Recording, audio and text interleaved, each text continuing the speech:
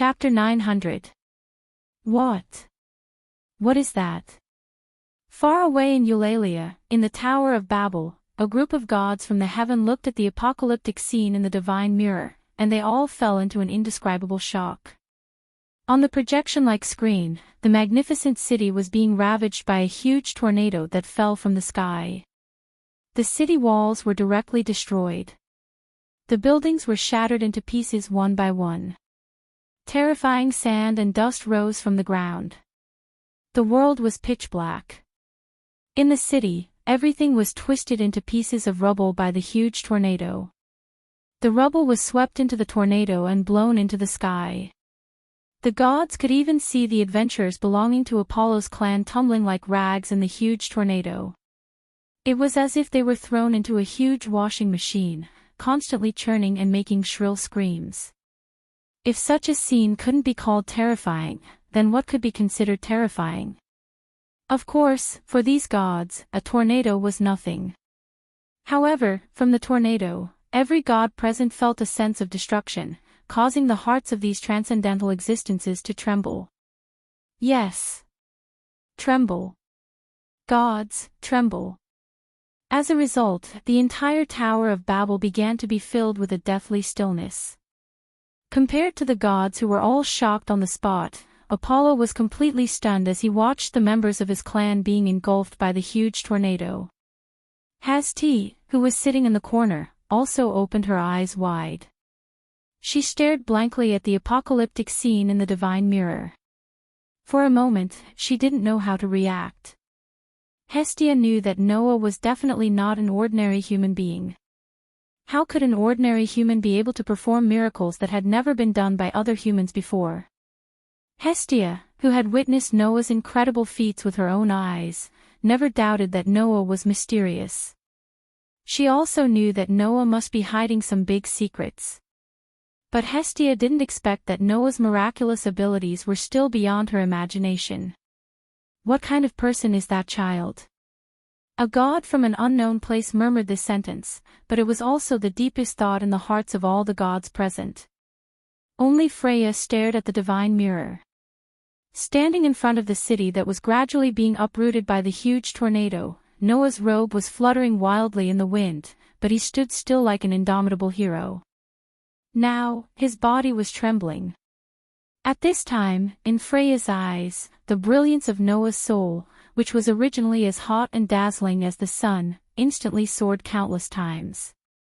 If that radiance appeared in the form of light, it would definitely be able to burn and blind the eyes of any god or human. Freya, who saw this scene with her eyes that could see through other people's souls, tried her best to suppress the impulse that surged from the depths of her body. Her cheeks were completely red, and her body became extremely hot. She felt like she was about to burn up. This unprecedented pleasure brought Freya extreme insanity. Ha! Ha ha ha! Ha ha ha ha! Ignoring the astonishment of the gods around her, Freya laughed maniacally as if there was no one around her. She laughed maniacally like she would never do in the past. So beautiful. So beautiful. It's too beautiful. In front of others, Freya had always been very careful about her image as a goddess of beauty. However, the brilliance of Noah's soul was so dazzling that Freya couldn't care less. She hugged her body tightly and laughed enchantingly and crazily. From this, one could see how much Noah had stimulated Freya. That little guy actually stimulated that love-struck fool to this extent. Loki stared at Noah's figure. His eyes, which had always been narrowed, opened slightly, revealing a pair of eyes full of wisdom. The corners of his mouth slowly curved up. Interesting, it's really interesting. It's such a waste to let that little dwarf monopolize such a child. Freya. Hestia also noticed Freya's behavior. Her pretty face sank, but her eyes were full of determination. I won't let you touch Noah, never. It wasn't just the gods in the Tower of Babel. Even the residents in Orly, whether humans, elves, dwarves, orcs, or Amazons, were all shocked by the earth-shattering scene.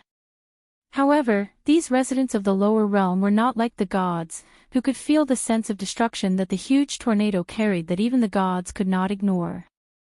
They only knew that Noah had launched a spell that could destroy the entire city in an instant. Oh! At that moment, the entire Orly was filled with earth-shattering cheers. Many people who were inextricably linked to Noah were also watching this scene. For example, Baal, who was so excited in the headquarters of Hestia's clan that he could not find his bearings. For example, in the headquarters of Sumo's clan, there was a petite little human girl with a frightened face. For example, in Loki's clan, there was a group of first-level adventurers with dull faces. For example, there was a beautiful girl with waist-length blonde hair and bright eyes, who was wearing a bracelet on her wrist and staring intently at Noah, who was standing in front of the huge tornado like an indomitable hero. Whoosh! The huge tornado was still raging on the ground, setting off an amazing gust of wind that swept in all directions. Standing in front of the huge tornado and staring at the disaster caused by his storm incarnation, Noah's pair of dark and deep eyes flashed slightly, and then he cancelled the use of authority. The huge tornado that was raging wildly suddenly stopped. Boom! Without any warning, the huge tornado suddenly burst open, turning into layers of wind and waves, shaking the surroundings and gradually dissipating. Immediately, the debris, rubble, and wreckage of the city swept up by the huge tornado fell from mid-air, like a collapsed mountain of rocks, crashing to the ground with a loud bang. Boom! In the situation where even the ground trembled slightly, a large number of debris, rubble, and wreckage fell in front of Noah, causing a heavy bang and smoke to fill the sky.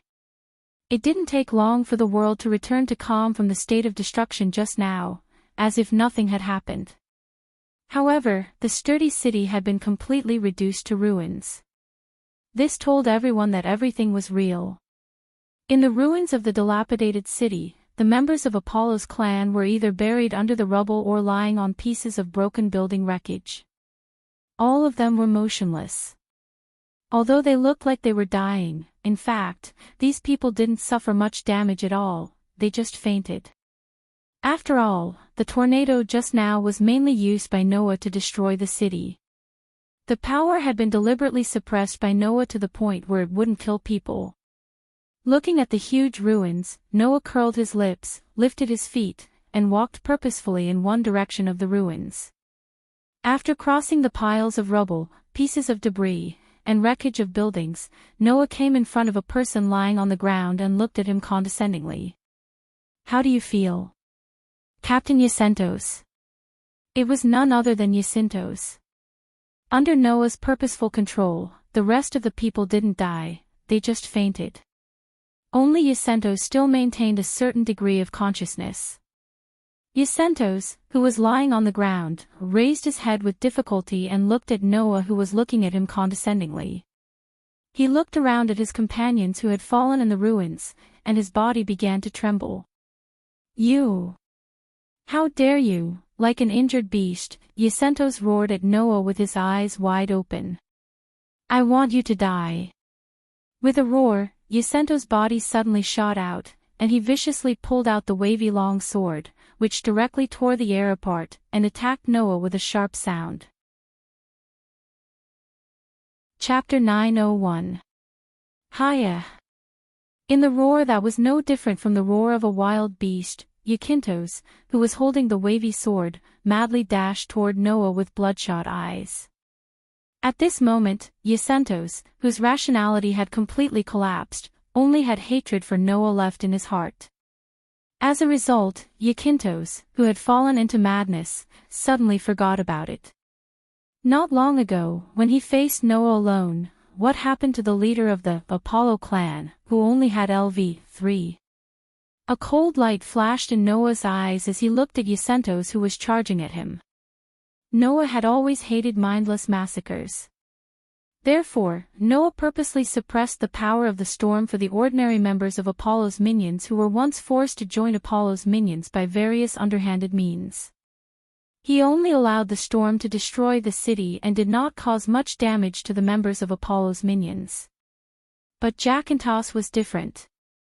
From the very beginning, this person harbored strong enmity, malice, and even killing intent towards Noah. Therefore, Noah didn't let Jacintos die under the power of the storm incarnation. Firstly, it was not good to kill him in front of so many people. Secondly, he planned to defeat him with his own hands. He had completely and utterly defeated this true enemy. Thus, facing the violently chopping wave sword, Noah only took a step forward, his body strangely tilting to one side. Swish! In the next moment, the sharp long sword that was suffused with a cold light brought along a sharp wind as it brushed past Noah's chest and landed in the air. Die! Jacintos roared crazily, and his eyes turned red. His hand moved, and the wavy long sword slashed out horizontally like an arc light. Looking at the sudden change in Jacintos' attack, the corner of Noah's mouth curled up, and he sneered. He suddenly clenched his fist and punched out, heavily colliding with Jacintos' wavy longsword. Of course, Noah wasn't stupid enough to use his body to block a sharp weapon. Even if Noah had the durability ability that was far beyond the ordinary LV2, even if he used the enhanced magic, there was no way to make his body hard enough to not be injured. Therefore, Noah's punch accurately landed on the side of Jacintos' wavy sword, which was the flat surface of the sword. Clang! Accompanied by the sound of metal colliding, a huge force suddenly burst out from the wavy long sword and shook the hand of Jacintos who was holding the sword. Bang! A low muffled sound sounded, but Noah's body didn't move, while Jacintos' feet touched the ground, and he violently retreated more than 10 meters away. Seeing the fight between Noah and Jacintos and how Noah easily pushed Jacintos back, the gods and people far away in Eulalia all cheered out loud. Now, no one doubted Noah's victory. No. No, in the Tower of Babel, Apollo's hypocritical face finally disappeared completely. What was left was only a pale face, and he was still shouting at the god's mirror. Jacintos! You can't lose. You can't lose. Seeing how Apollo looked as if he was holding on to his last straw, the gods around him looked at him with pity and sympathy. So, didn't I say it? Loki curled his lips. So shallow. On the other side, Jacintos hadn't recovered from the shock yet. He felt that his arm that was holding the weapon was numb, and he let out a muffled groan. In front of Jacintos, Noah just looked up with a calm face and slowly raised one of his hands. Hum. A golden ripple suddenly fluctuated from the back of Jacintos without any warning. Inside, a luxurious knight's sword suddenly appeared. The movement from behind made Jacintos' pupils shrink, and he quickly moved to the side. However, just as Jacintos was about to retreat, the luxurious knight's sword shot out from the golden ripple like a bullet. It was mixed with a sharp force, and it mercilessly shot toward Jacintos' back. Knowing that he couldn't dodge the knight's sword anymore, Jacintos turned around and swung his sword at the knight's sword behind him, ignoring the pain in his body that was caused by the sudden movement of his sword. Clank! The sound of steel colliding with steel was heard. Crack! Almost at the same time, the sound of the wavy sword in Jacintos' hand cracking echoed. Bang! Jacintos' wavy sword, which could only be regarded as a level 3 weapon, was directly shattered into pieces by the noble phantasm that only existed in myths and legends. Immediately afterward, a chain suddenly shot out from the golden ripples that hadn't disappeared yet. Like a whip, it viciously lashed at Jacintos. Dong! With a muffled sound, the chain that turned into a whip hit Jacintos' chest heavily. Poochie! The huge impact from his chest made Jacintos spit out a mouthful of blood, and his body flew backward like an arrow that was released from a bow. In the end, he crashed into a broken wall heavily. The sharp pain hit Jacintos' head, and his vision began to blur as his body fell down. Just as Jacintos' body was about to fall down, a hand suddenly reached out and grabbed Jacintos' neck, hanging him up. Guh! The feeling of suffocation replaced the sharp pain, and Yacentos reflexively grabbed the hand that was grabbing his neck and began to struggle in pain. In the end, Yacentos only saw a pair of dark and deep eyes that were filled with coldness. Since you want to take someone else's life, you should be prepared to be killed by someone else at any time. A voice drifted into Yacentos's ears.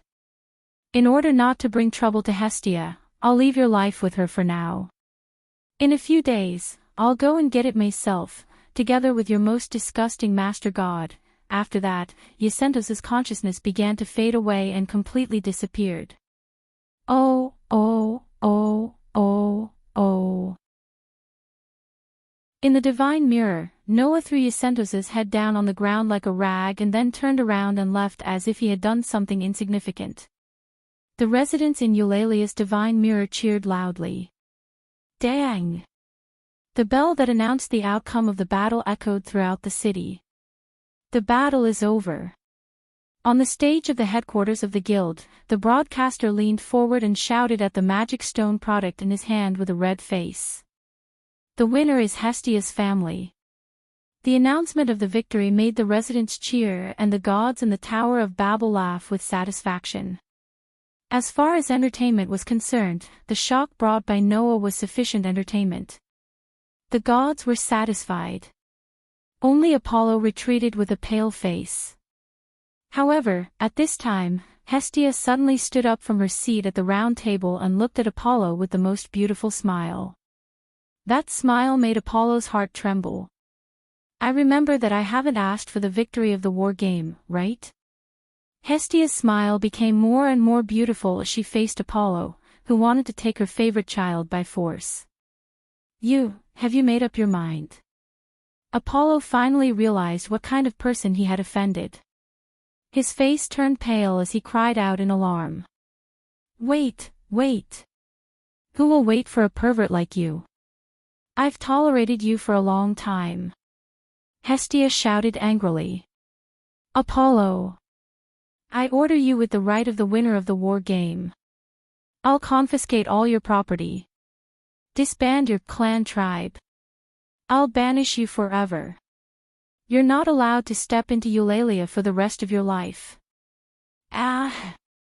Facing Hestia's merciless order, Apollo screamed miserably. However, Apollo didn't realize that the real punishment hadn't come yet. Chapter 902. In the end, the war game ended with the victory of Hestia's clan, who only sent one person to participate in the battle and defeated the entire clan of Apollo. This war game would undoubtedly become a topic that would be repeatedly mentioned by all the residents of Eulalia in the future. After all, no one could forget that Noah used a tornado to defeat the entire city, and he also defeated the clan of Apollo and played with the level 3 Jacinthus in the palm of his hand. In addition, the previous gods deliberately promoted the fact that Noah could compete with the only level 7 in Eulalia. It was believed that from now on, the whole world would remember the name Noah Doria. No one would doubt it. This person would become a legend. Many people began to look forward to seeing with their own eyes the person who could summon such a devastating tornado with a wave of her hand in Eulalia. On the other hand, as the loser, Apollo's family clan began to obey Hestia's request and disbanded immediately. Those who had received Apollo's favor would all be liberated by Apollo, and they would no longer belong to him. After being liberated by Apollo, the favor of these former members of the clan of Apollo would not disappear. Even if Apollo was really dead, those favor would not disappear. Hestia also said that the favor of the gods was at best an accelerant used to draw out the possibility of the people in the lower realm. In such a case, the possibility of the people in the lower realm that had been drawn out naturally would not disappear. However, without the main god, the ability value could no longer be updated, and the favor from the gods would also lose its vitality, so the possibility of being drawn out would be in a frozen state. There was no way to enhance the ability of the people who received the favor. Including basic ability, development ability, magic, skills, and so on, all would be sealed. Of course, it was only because of the loss of the main god that the effect could not continue to be maintained, but the possibility of being drawn out did not disappear. When these people rejoined the clan and received the blood of the main god of other clan, the sacred text, engraved on the back of these people would once again exert its effect without any decrease. Therefore, some of these former members of Apollo's clan began to explore their future path, some accepted the recruitment of other clans, and some were unable to recover from the setback. Everyone had their own path of development. Naturally, a small number of people who were really fascinated by Apollo would continue to follow Apollo and leave Eulalie. For example, Jacinthus. This person would definitely leave with Apollo. As for all the property left by the clan of Apollo, it all belonged to the clan of Hestia. In the dark night, at the city gate of Eulalie, a group of people came out of the city sparsely. Looking around at the few members who were following him, Apollo recalled the glory days of the past. His face was filled with bitterness. Those adorable children that I finally managed to get my hands on have all left me. This was the result of forcefully seizing and using all kinds of pestering and underhanded methods to pursue the person one liked. As a result, except for the people led by Jacinthus, more than 80% of the clan of Apollo did not choose to follow Apollo, and they left this god who was extremely dirty in all aspects without hesitation. Apollo, are we just going to let it go like this? Jacinthus' face was full of unwillingness. It's all because of that Noah Dole that we have fallen to this state. Apollo, that man is not worthy of so much love from you. Like Jacinthus, the rest of the people who followed Apollo more or less showed some unwillingness and hatred. It can't be helped, Jacinthus. That child is too outstanding, too dazzling. Even Goddess Freya and Goddess Loki are trying to get that child. How can I, Apollo, not be captivated by him? Apollo sighed with some sadness, but in the next second, he showed a somewhat ugly smile. However, since I can't get that child, then let me leave some gifts for him. Hearing this, Jacinthus' eyes lit up, and the unwillingness and hatred on his face eased a little. Although he was obsessed with Apollo, because of this, no one knew Apollo better than Jacinthus. With the vile divinity of Apollo, who did not hesitate to use any underhanded means to force the person he fancied into his arms, now that he had finally stumbled in front of a person, how could there not be some trouble left behind? Even if I can't get that child, I have to leave a deep impression on that child. Apollo's dazzling smile as usual bloomed in the dark night. Whether it's love or hate, as long as I can make that child remember me, I have to try, right? As soon as this sentence fell from Apollo's mouth, a cold voice sounded and drilled into the ears of everyone present. Let me leave an unforgettable impression on you. When that cold voice sounded and drilled into the ears of the remaining members of Apollo's family led by Apollo, everyone present was shocked, and they suddenly raised their heads and looked forward. They saw that under the dark moonlight, a figure appeared on a tree without them noticing. Leaning against the trunk, he looked down at the group of people led by Apollo with a faint smile on his face that made everyone feel a slight chill in their hearts. "It's you," Apollo said in shock. "It's you." Jacinthus was slightly stunned at first, but then his face sank, and hatred appeared in his eyes. Noah Dole. Hearing this name, the group of people who planned to follow Apollo reacted, and like Jacinthus, they looked at Noah with hatred and malice in their eyes. Noah, who was leaning against the trunk, clearly saw the hatred and malice in the eyes of those people, and his voice was full of indifference. "It seems that the guys here are not innocent. Even if you kill them, it should be fine, right? Kill them." Apollo was stunned on the spot. Kill them. Those who followed Apollo didn't realize anything from Noah's words at all, and they all looked at each other. Kill them. Only Jacinthus recalled the words he heard before he was defeated by Noah during the war game, and a sense of crisis surged all over his body, causing him to yell out loud. "Quick! Kill him! He's here to kill us!" However, this sentence instead became the talisman that hastened the death of everyone present. Although the remaining members of Apollo's family didn't understand what was going on, when they heard Jacinthus' order, the hatred and malice in their eyes finally exploded.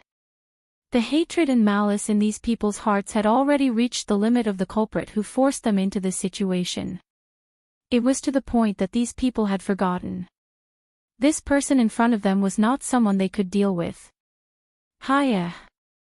Therefore, without any hesitation, except for Jacinthus who was protecting Apollo, the rest of the people raised their sharp weapons and charged toward Noah while roaring. However, at the same time, beside Noah who was leaning against the tree with his arms crossed, golden ripples suddenly flashed in the air like water waves, and weapons popped out one after another. Luxurious weapons such as sabers, swords, spears, halberds, and other weapons shot out from the golden ripples like arrows leaving their bowstrings. Carrying streams of light composed of golden particles, they shot out like deadly beams of light, piercing through the space and enveloping the charging people. Poochie! Poochie! Poochie! There was no surprise at all. Along with the sound of bodies being pierced through, the remaining members of Apollo's family who were not even at LV-3, and some of them were only at LV-1, had their bodies pierced through by the treasures one by one, bringing out bursts of crimson blood. They didn't even have time to scream. These people all fell to the ground. Chapter 903. Pang. Pang, pang, pang. Along with a series of dull thuds, the remaining members of Apollo's clan fell to the ground one by one with bright red blood stains, and the life force on their bodies began to disappear gradually. After these people fell to the ground, the noble phantoms that pierced through their bodies also turned into light particles and returned to Noah's treasure vault. What? Apollo's eyes widened as he looked at the scene in front of him in disbelief. Of course, Apollo's disbelief was not because he doubted that Noah had the ability to kill those people in an instant, but because he couldn't believe that Noah actually killed them. You! Jacinthus also shouted out in shock. You actually killed them. Hearing this, Noah smirked and looked at Jacinthus with sarcasm. Since you want to kill others, then you should be prepared that your life will be taken away by others at any time. Since you want to kill me, do you think that I will show you mercy? From the beginning, Noah and Hestia didn't provoke anyone, but for no reason, Apollo made things difficult for them. In order to obtain Noah, Apollo did not hesitate to let the people of the Spawn tribe find fault with Noah for no reason and kidnap Baal. His methods could not be described as not despicable. As for Jacinthus, he had even tried to kill Noah many times. Just because of a brainless jealousy, Noah had become a thorn in the other party's side. Noah was the kind of person who would treat others better if they treated him well, and treat others worse if they treated him badly. Apollo and Jacinthus made things difficult for him one after another, and this made Noah remember this in his heart. However, because the guild had clearly stated that direct conflicts between clan members were prohibited, Noah didn't blatantly report what these people did. After all, even if Noah didn't care about the guild's rules, his clan would still be banned by the guild. In that case, Hestia and Baal would definitely be implicated. In order to not let Hestia and Baal be implicated, Noah deliberately took a big detour and waited until today.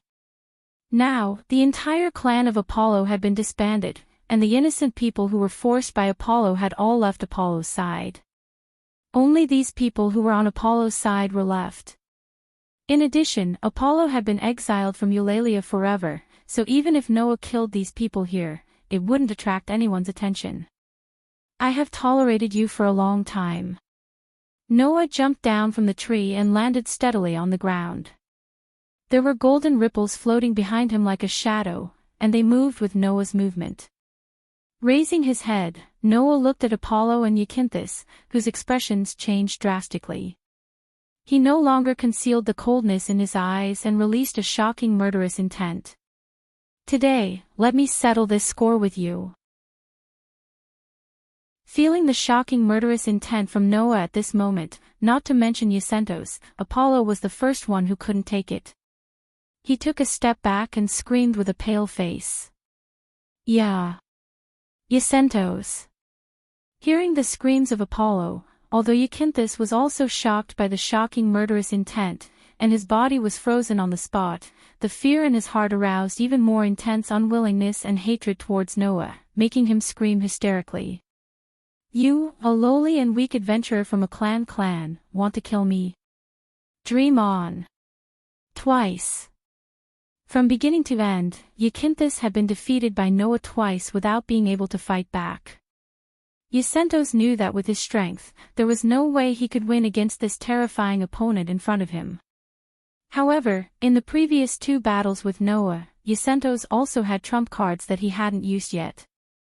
To be precise, it should be said that in the face of Noah's terrifying strength that was far above his own, Yacinthos didn't have time to use his trump card twice, and he was easily defeated by Noah. This time, Yacentos wouldn't overestimate himself and challenge Noah again. Facing the executioner who was releasing his murderous intent, Yacentos, who knew that he couldn't challenge Noah at all, didn't hesitate to use his last trump card, which was also his last hope of surviving from Noah's attack. It was a trump card that could bring someone back to life, magic. Yacentos, who couldn't use his own strength to resist Noah, could only use the only trump card that could turn the situation around.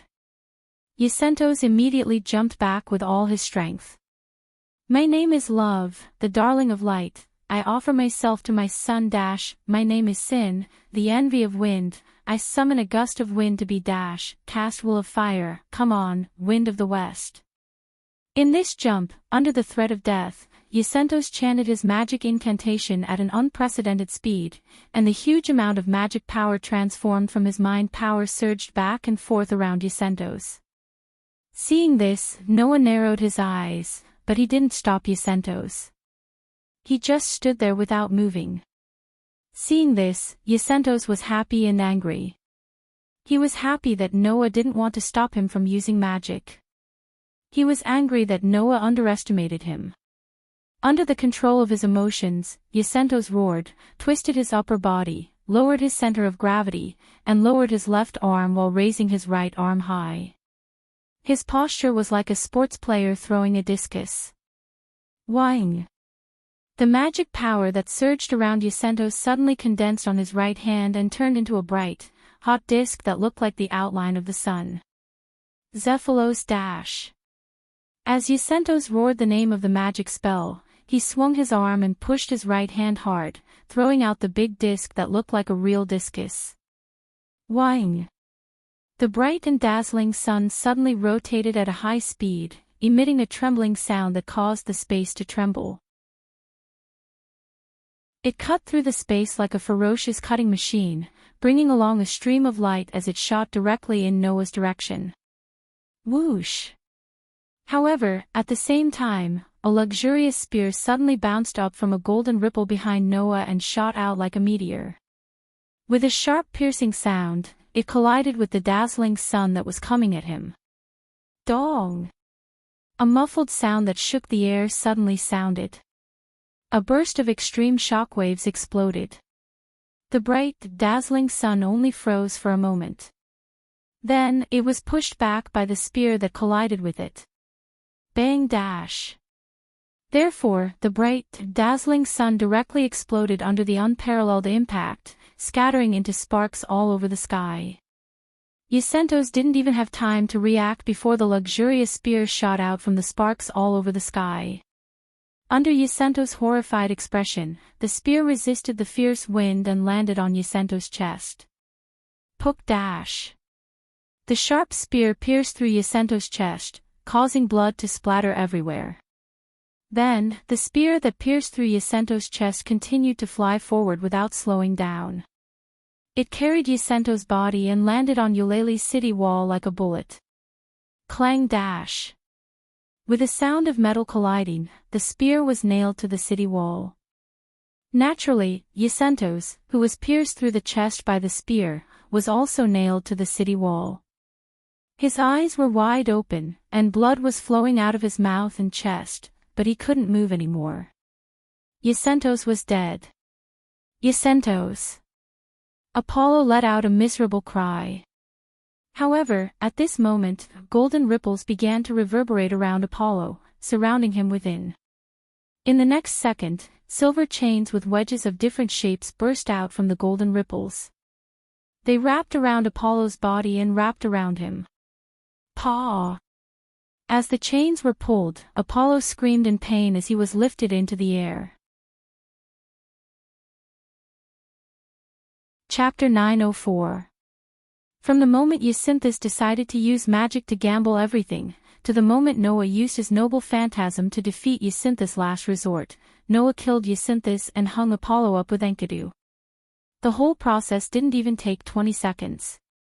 In 20 seconds, Jacinthus, who was a LV-3 adventurer, was killed, and Apollo, who was the main god of Apollo's family, was also bound. Such a rapid development made Apollo's mind a little blank. He was stunned and couldn't move. At this time, in Apollo's heart, there was finally a feeling called regret. For Apollo, he just wanted to get what he wanted, and he didn't consider the feelings of those who were harassed by him. Therefore, Apollo never felt that what he did was wrong, and he never felt that there was anything wrong with it. Therefore, even if he was defeated in the war game, even if Hestia announced the disbandment of Apollo's family as the winner, Apollo didn't feel any regret. After all, for these gods, the joy, anger, sorrow, and other things that could lead to these feelings were just a kind of enjoyment. The regret in Apollo's heart was also a kind of enjoyment that belonged to the gods. In the hearts of the gods, this lower realm was actually a game to experience life. Therefore, Apollo didn't realize. Tonight, the person who appeared here to completely solve the remaining problems of Apollo's family was not going to end the game called life, but the life of a god. Looking at Apollo's face full of regret, Noah's eyes flashed, and he reached out his hand to a golden ripple on the side. Whing! In the tremor of the golden ripple that seemed to be imprinted in space, a long spear like floating from the water bounced out of the golden ripple, and it just happened to fall into Noah's outstretched hand, and it was pulled out by Noah from the golden ripple. Upon closer inspection, it was actually a long spear that was dark red in color. However, there wasn't only one spearhead of the long spear. Instead, it was like a fork, like a parallel line. It was divided into two, and stretched out in a forked shape. Holding the two-pronged dark red spear, Noah lifted his foot and slowly walked towards Apollo. Only then did Apollo realize that Noah was walking towards him with a dark red forked spear in his hand. Apollo's eyes widened and his lips began to tremble. Wait. Wait. What do you want? Noah didn't even bother to pay attention to Apollo. His face was still cold as he resolutely walked towards Apollo. You! Are you going to attack me? Apollo shouted in shock. Are you crazy?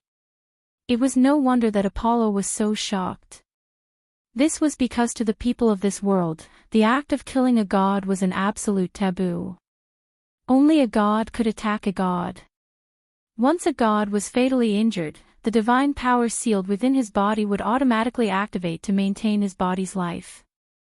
Therefore, even if a god was killed in the mortal realm, he wouldn't die.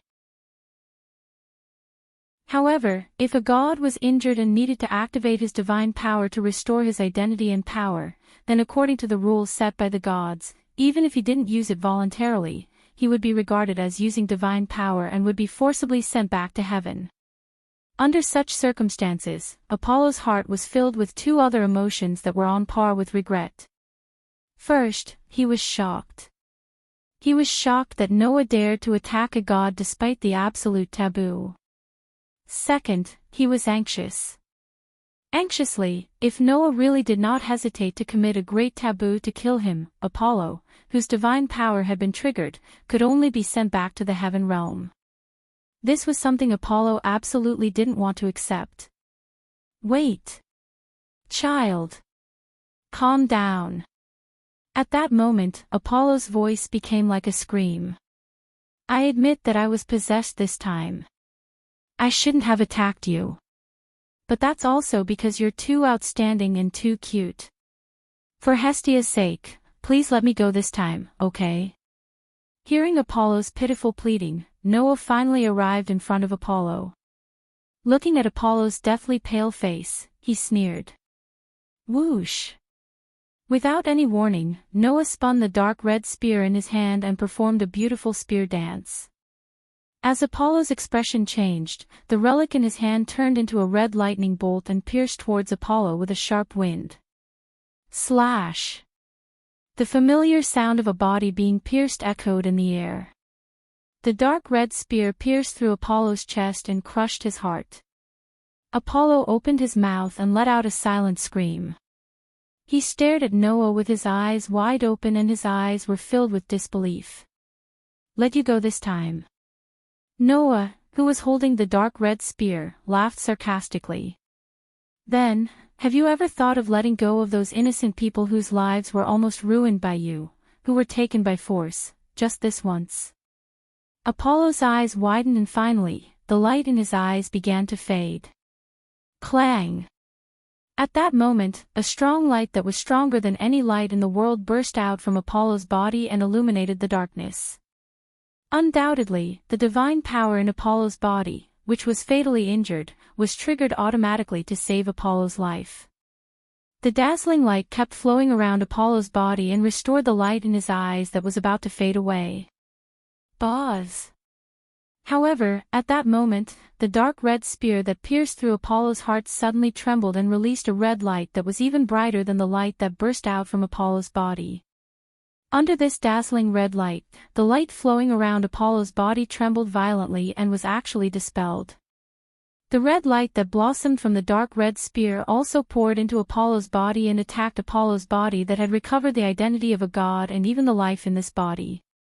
Aw, aw, aw, aw, aw. Apollo finally let out an uncontrollable scream. Do you think that I'm just going to send you back to heaven? Noah was indifferent and even smiled indifferently. Unfortunately, you're wrong. I want you to completely disappear from any corner of this world. After saying that, Noah poured the magic in his body into the dark red spear in his hand like a flood. This spear had a name that was impossible for anyone not to know. Longinus spear.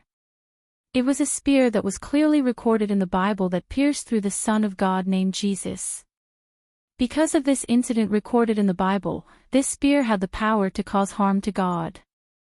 Therefore, it was also known as the Spear of God. Through the hands of Gaia and Aleia, this spear fell into Noah's hands. The ability of this gun was similar to that of the Enkidu, which was also an armament used against the gods.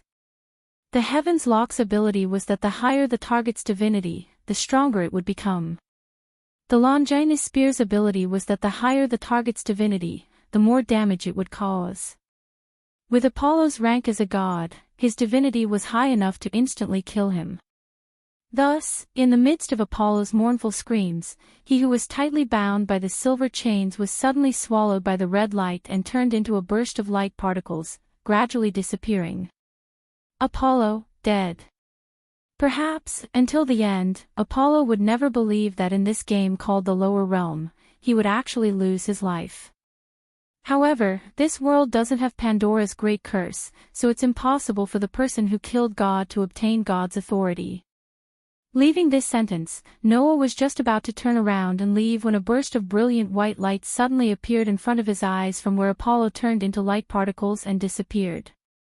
Seeing this, Noah's footsteps stopped as he was stunned. It can't be. Chapter 905. Clang. In the space where the existence called God was annihilated in the long river of history and turned into a burst of light particles and dissipated, an incomplete feather that was flowing with extremely pure white light slowly floated down and suspended in the space in front of Noah. Looking at the incomplete holy feather, Noah was completely stunned. He even stretched out his hand towards the incomplete feather with some uncertainty. The next moment, the incomplete feather that only Noah could see was like a bird returning to its nest. With a tremor, it floated without hesitation towards Noah's outstretched hand and gently fell into Noah's palm. Feeling the weightless but extremely familiar touch, Noah's somewhat disbelieving expression gradually turned into a wry smile, and finally, it turned into a dumbfounded expression. So that's how it is. This kind of thing can also happen. Noah really didn't expect that he would actually find the lost world fragment in this world under such circumstances. Originally, Noah planned to temporarily train the ability value he got from Hestia, and after confirming how much help the world fragment brought to him, he would think of a way to find the world fragment.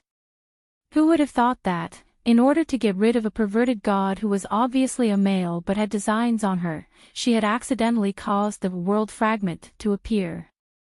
As mentioned before, the world fragment existed in various forms. Sometimes it was lodging in an object. Sometimes it was lost in a certain corner. Sometimes it was a substantial existence that was picked up by someone. Sometimes it needed to meet a certain condition to appear. In the world of the Dark Bullet, Noah saw the world fragment because he saw hope and miracle in that world that was facing despair. This time, it was just the same thing happening once again. The difference was that this time, the condition for the world fragment to appear was not to see hope in despair, but to destroy the god who was enjoying the world as a game. If Apollo didn't find Noah and used all kinds of despicable means to challenge Noah's bottom line and arouse Noah's killing intent, then, perhaps, Noah would never be able to find the world fragment in this world.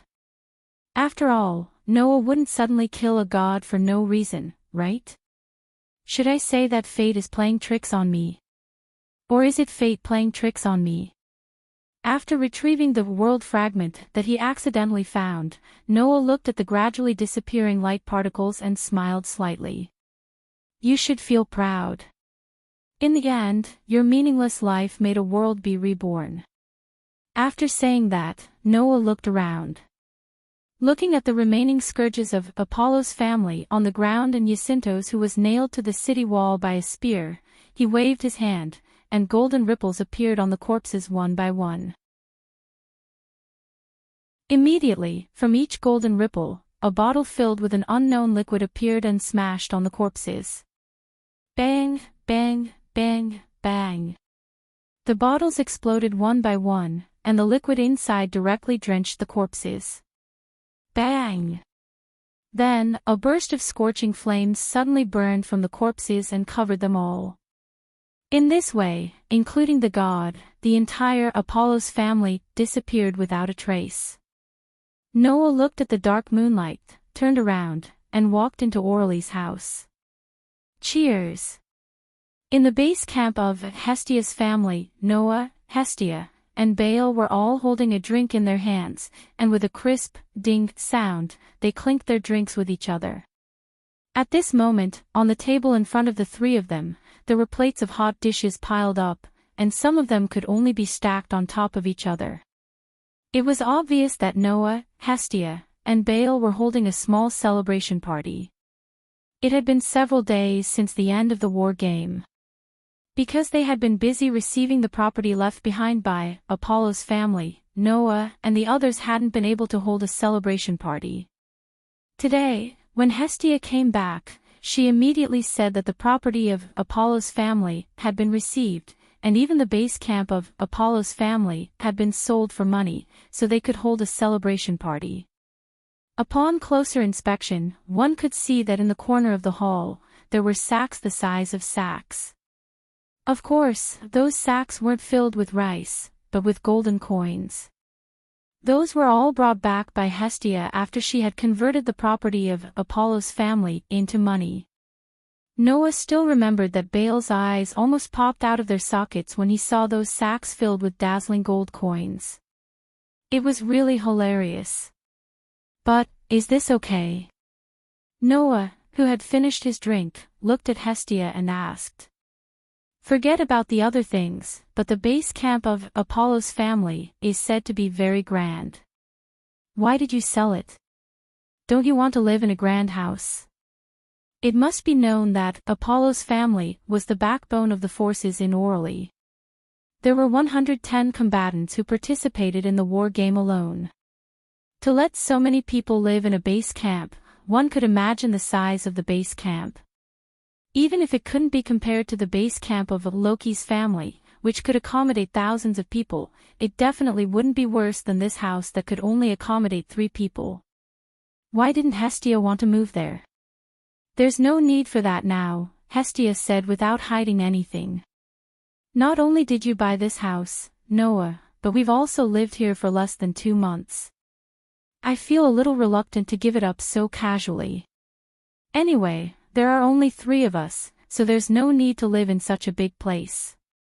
I'm very satisfied with this place.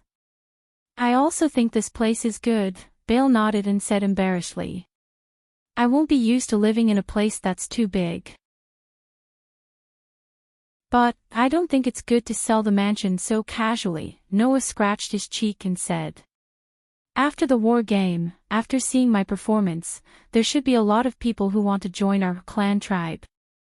Well, although it sounds like I'm bragging a bit. You're not boastful, Noah, Hestia corrected him. Your performance in the war game was without a doubt the best. That's right. Bale nodded even more quickly as if he wanted to increase the credibility of his words. Captain, you were really amazing that day. You destroyed a city with a single spell. You defeated the entire Apollo's family single-handedly. I'm sure many people in Orly are starting to admire you, Captain. I'm embarrassed to be told that by my own people.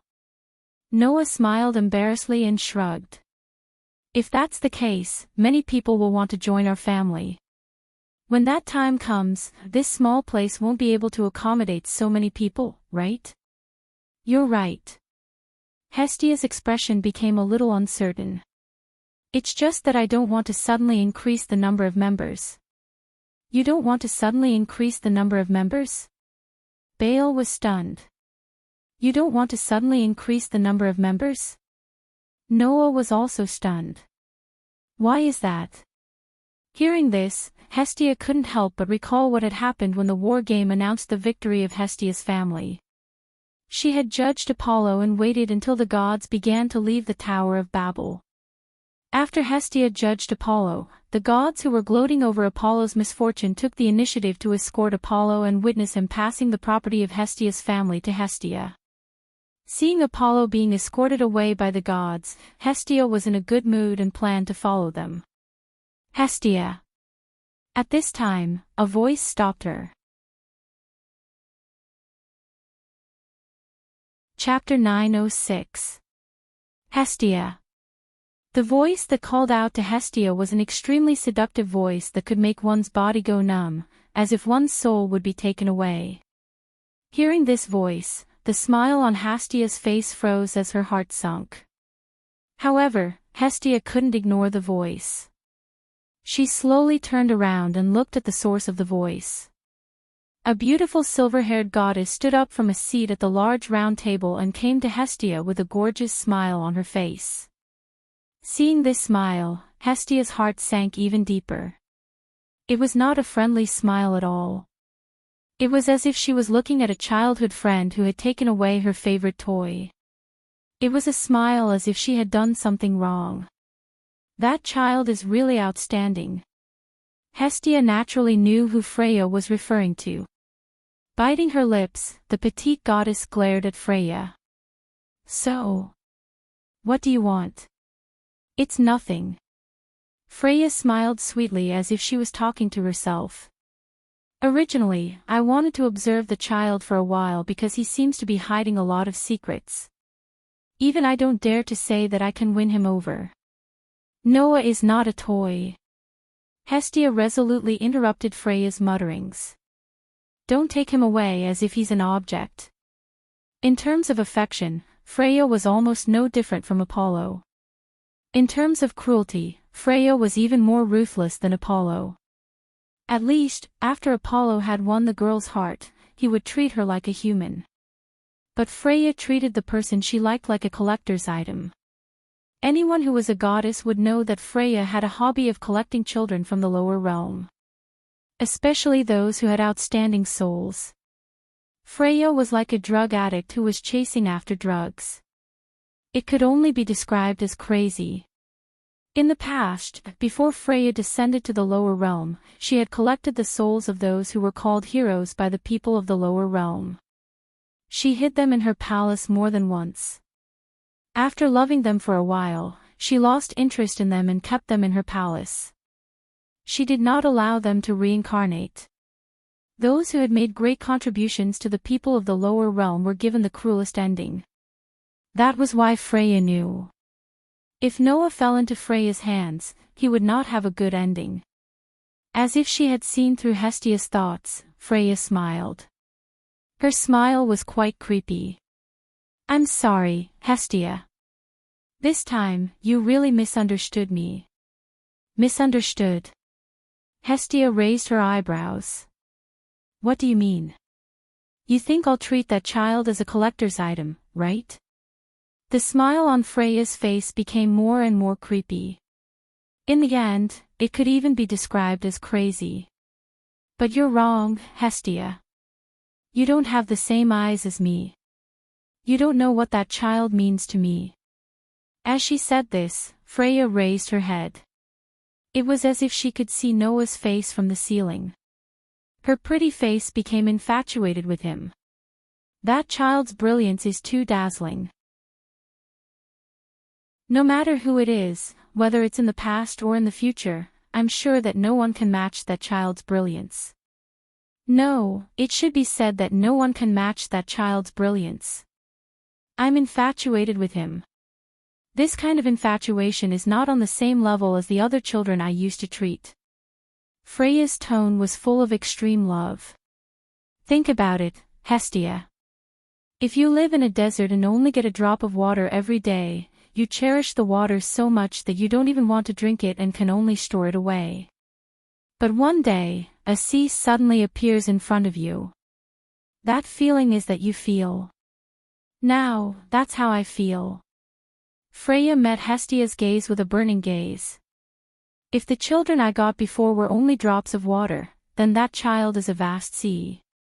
And there can't be two oceans at the same time in the world. So, that child, I must have him. Freya uttered those words with a determination that Hestia had never heard before. Today, I know that this child is actually hiding even more brilliance. He will definitely release even more brilliance in the future. His future is limitless, and so is his potential. Freya sucked a finger in her mouth and let out a charming laugh.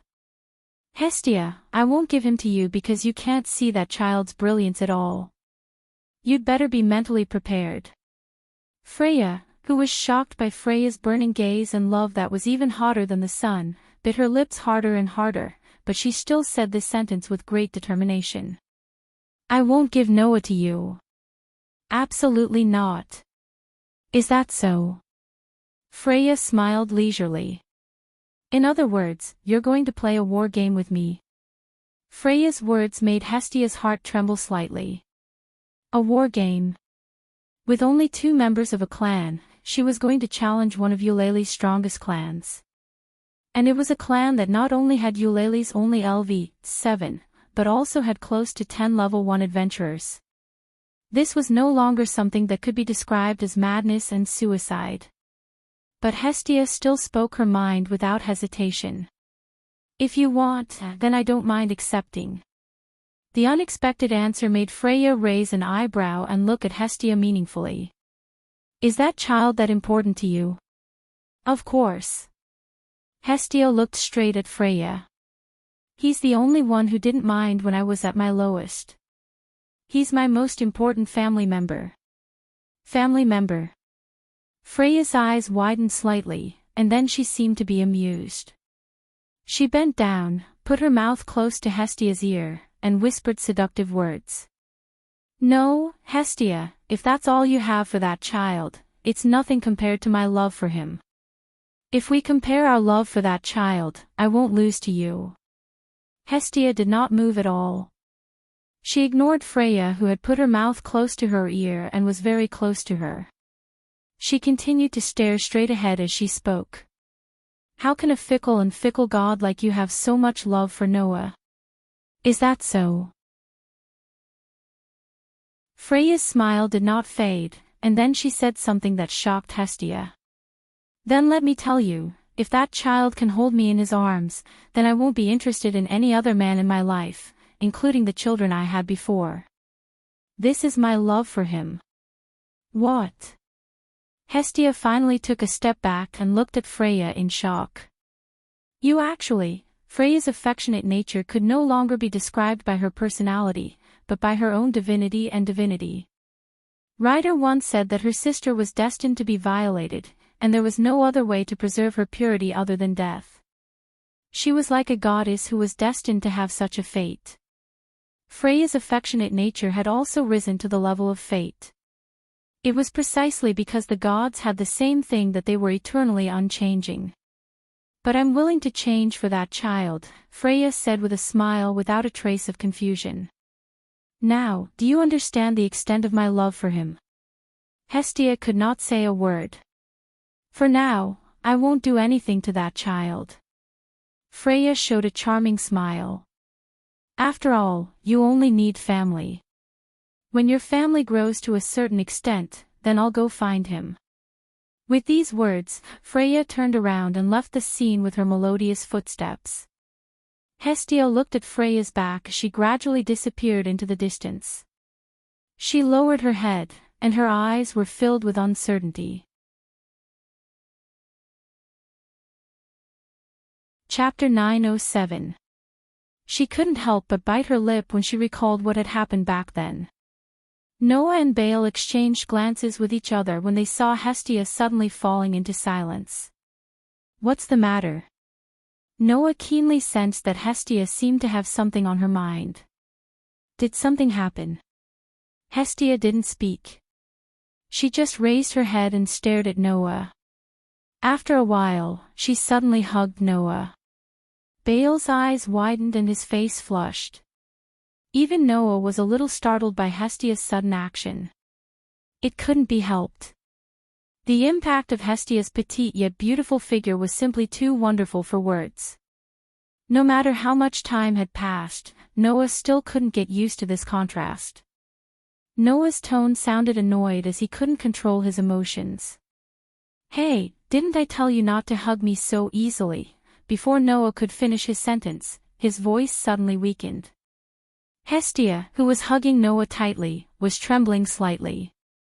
Hestia's eyes, which were fixed on Noah, were also filled with extreme uneasiness. Noah had never seen such uneasiness in Hestia before. When Noah saw the uneasiness in Hestia's eyes, he suppressed the trembling in his heart and became speechless. Noah, Hestia's slender arms hugged Noah tighter and tighter. Her voice was filled with deep uneasiness. You won't leave me, right? When these words came out of Hestia's mouth, both Noah and Baal's expressions returned to normal. My lord. Baal opened his mouth as if he wanted to say something, but because he was too clumsy, he didn't know what to say. Noah regained his composure at once. His attention was no longer focused on Hestia's soft body.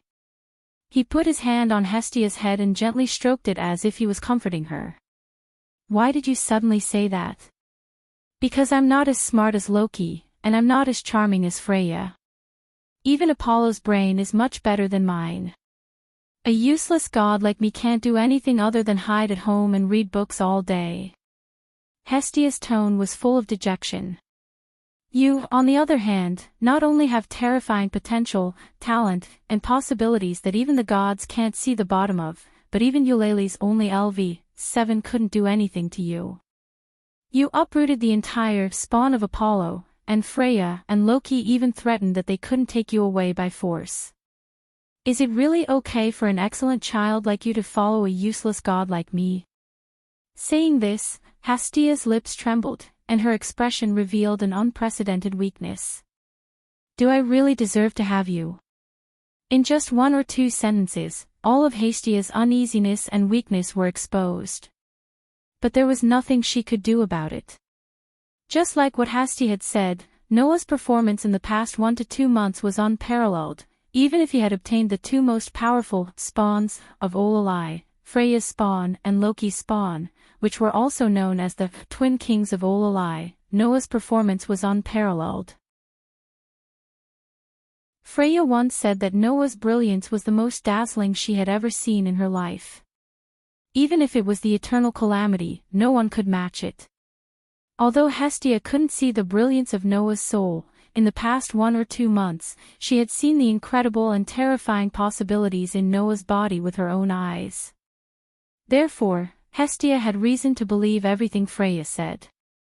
The child in front of her didn't dislike her and formed a family bond with her called Spawn of Apollo.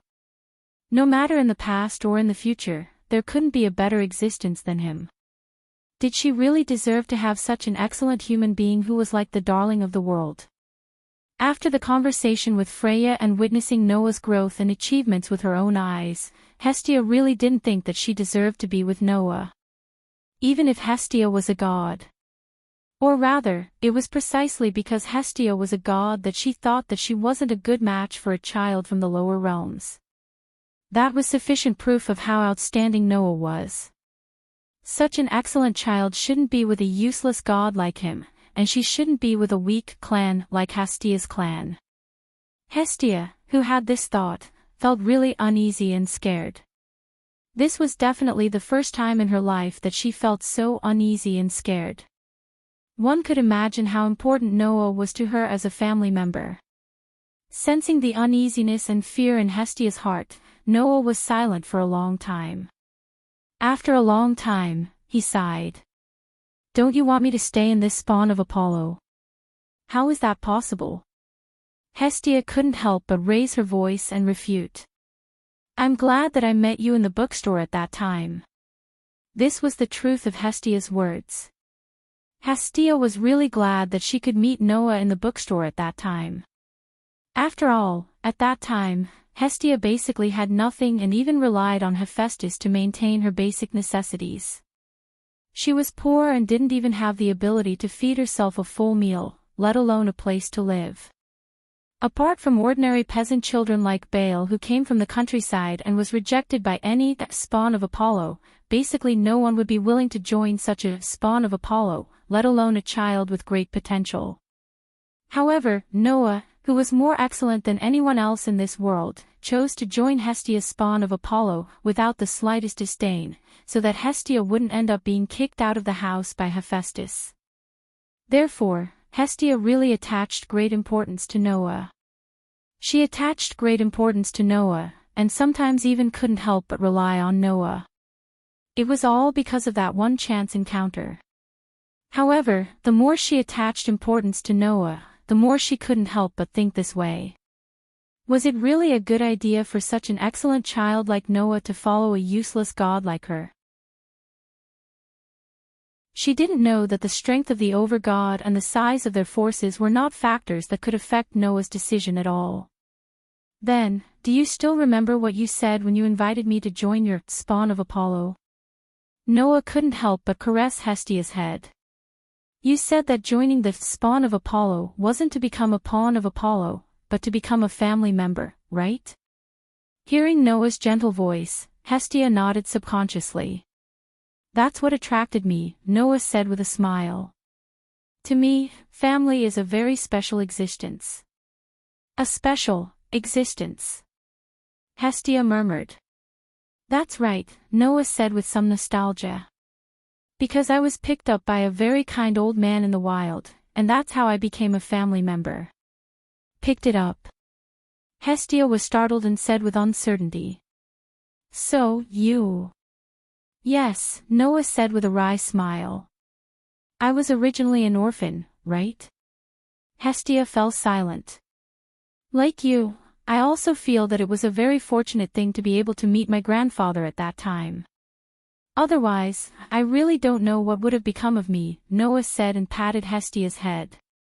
"So, perhaps you are not a smart god, or perhaps a useless god, but you are a gentle god. It was your desire to have a family that attracted me, so I chose to join your spawn of Apollo. I don't care about anything else." After saying that, Noah put his mouth close to Hestia's ear and said in a teasing tone, "Also, you are not a god without charm. There were many times when I almost couldn't control myself when you hugged me." Hestia blushed, but she kept looking at Noah's eyes and showed a beautiful smile. She buried her head in Noah's arms and closed her eyes. The strong uneasiness in her heart disappeared and was replaced by warmth. The warmth melted Hestia's heart. Chapter 908. Noah Doria LV.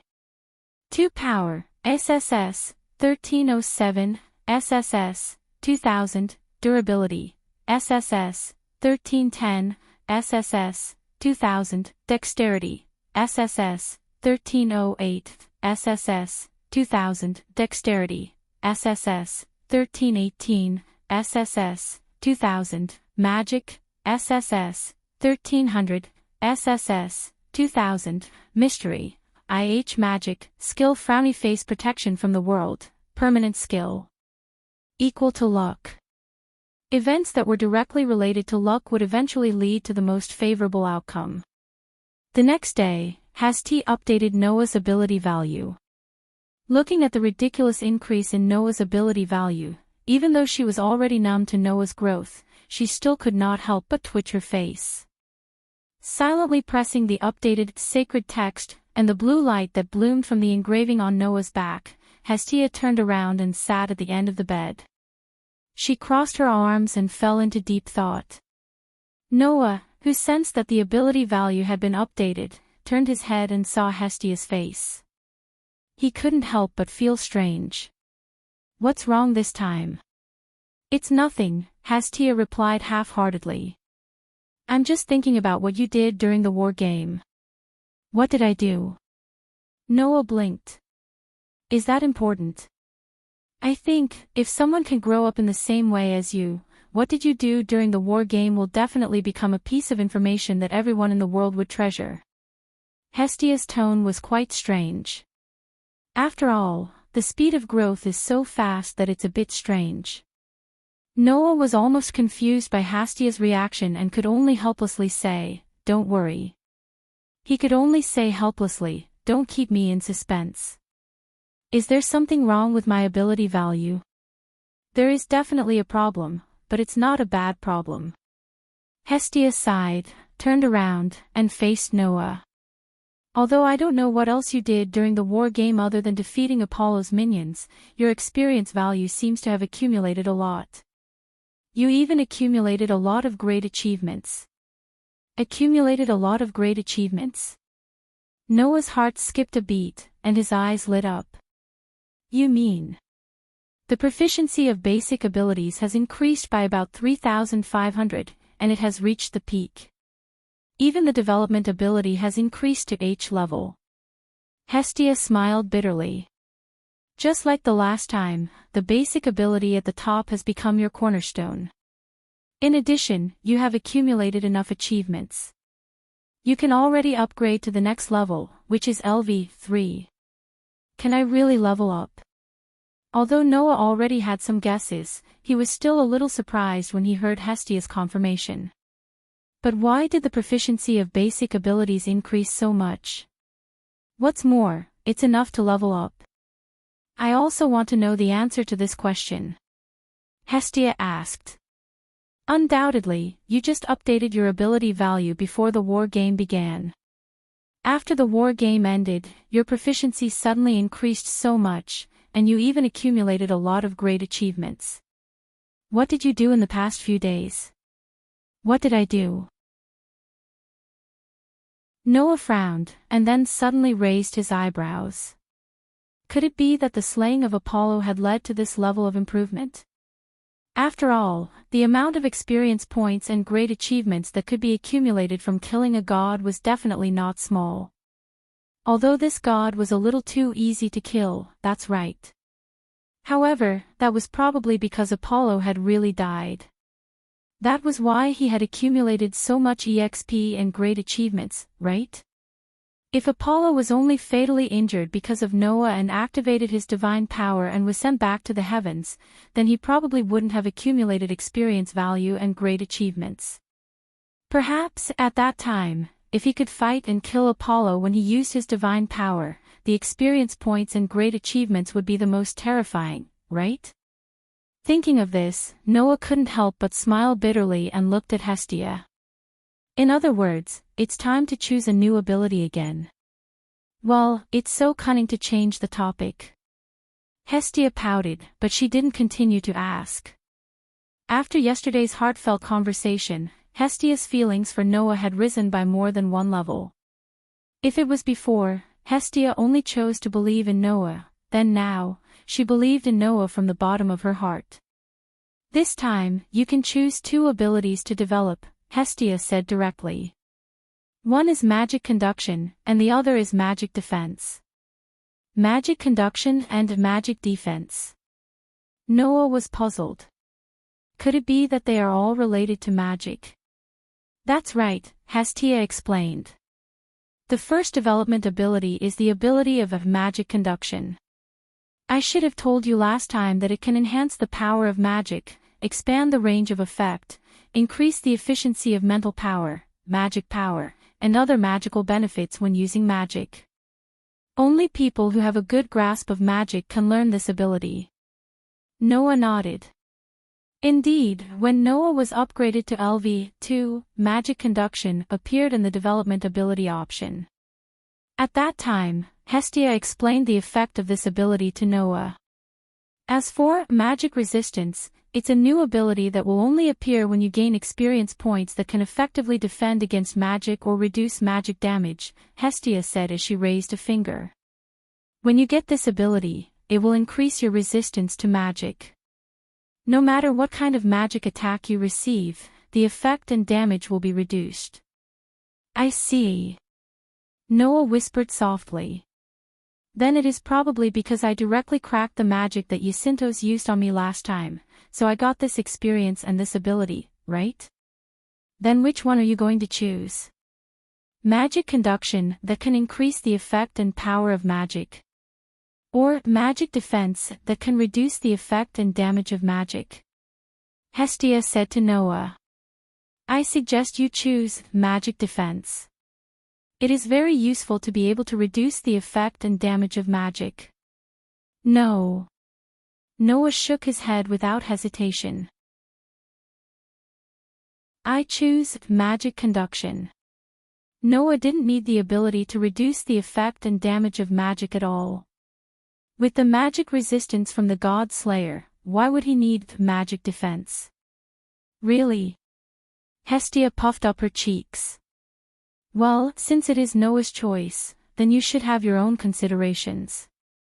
I will help you level up. Noah nodded. Noah Doria LV. 3 Strength, SSS, 2000, SSS, 1761, Durability, SSS, 2000, SSS, 1775, Dexterity, SSS, 2000, SSS, 1763, Dexterity, SSS, 2000, SSS, 1778, Magic, SSS, 2000, SSS, 1750, Mystery, H Magic Conduction, I Magic, Skills Frowny Face Protection from the World, Permanent Skills. Equal to luck. Events that are directly related to luck will eventually lead to the most favorable result. I am more and more curious about what you did. Looking at Noah's upgraded ability, Hestia's face twitched again. After leveling up, all abilities are upgraded to SSS stage. There should be a limit, right? Noah could only laugh dryly. Hestia suddenly smiled and hugged Noah affectionately, as if she had changed her expression. Hey! What are you going to do today? After yesterday's conversation, Hestia became more and more unguarded with Noah. She would even hug Noah whenever she was free, making Noah suffer many times. I plan to go to the dungeon today. Is that so? Hestia pouted in disappointment. I really hope you can take some time to accompany me. Noah smiled wryly and patted Hestia's head, making her comfortable. As a matter of fact, Noah didn't hate being hugged by the soft and fluffy Hestia.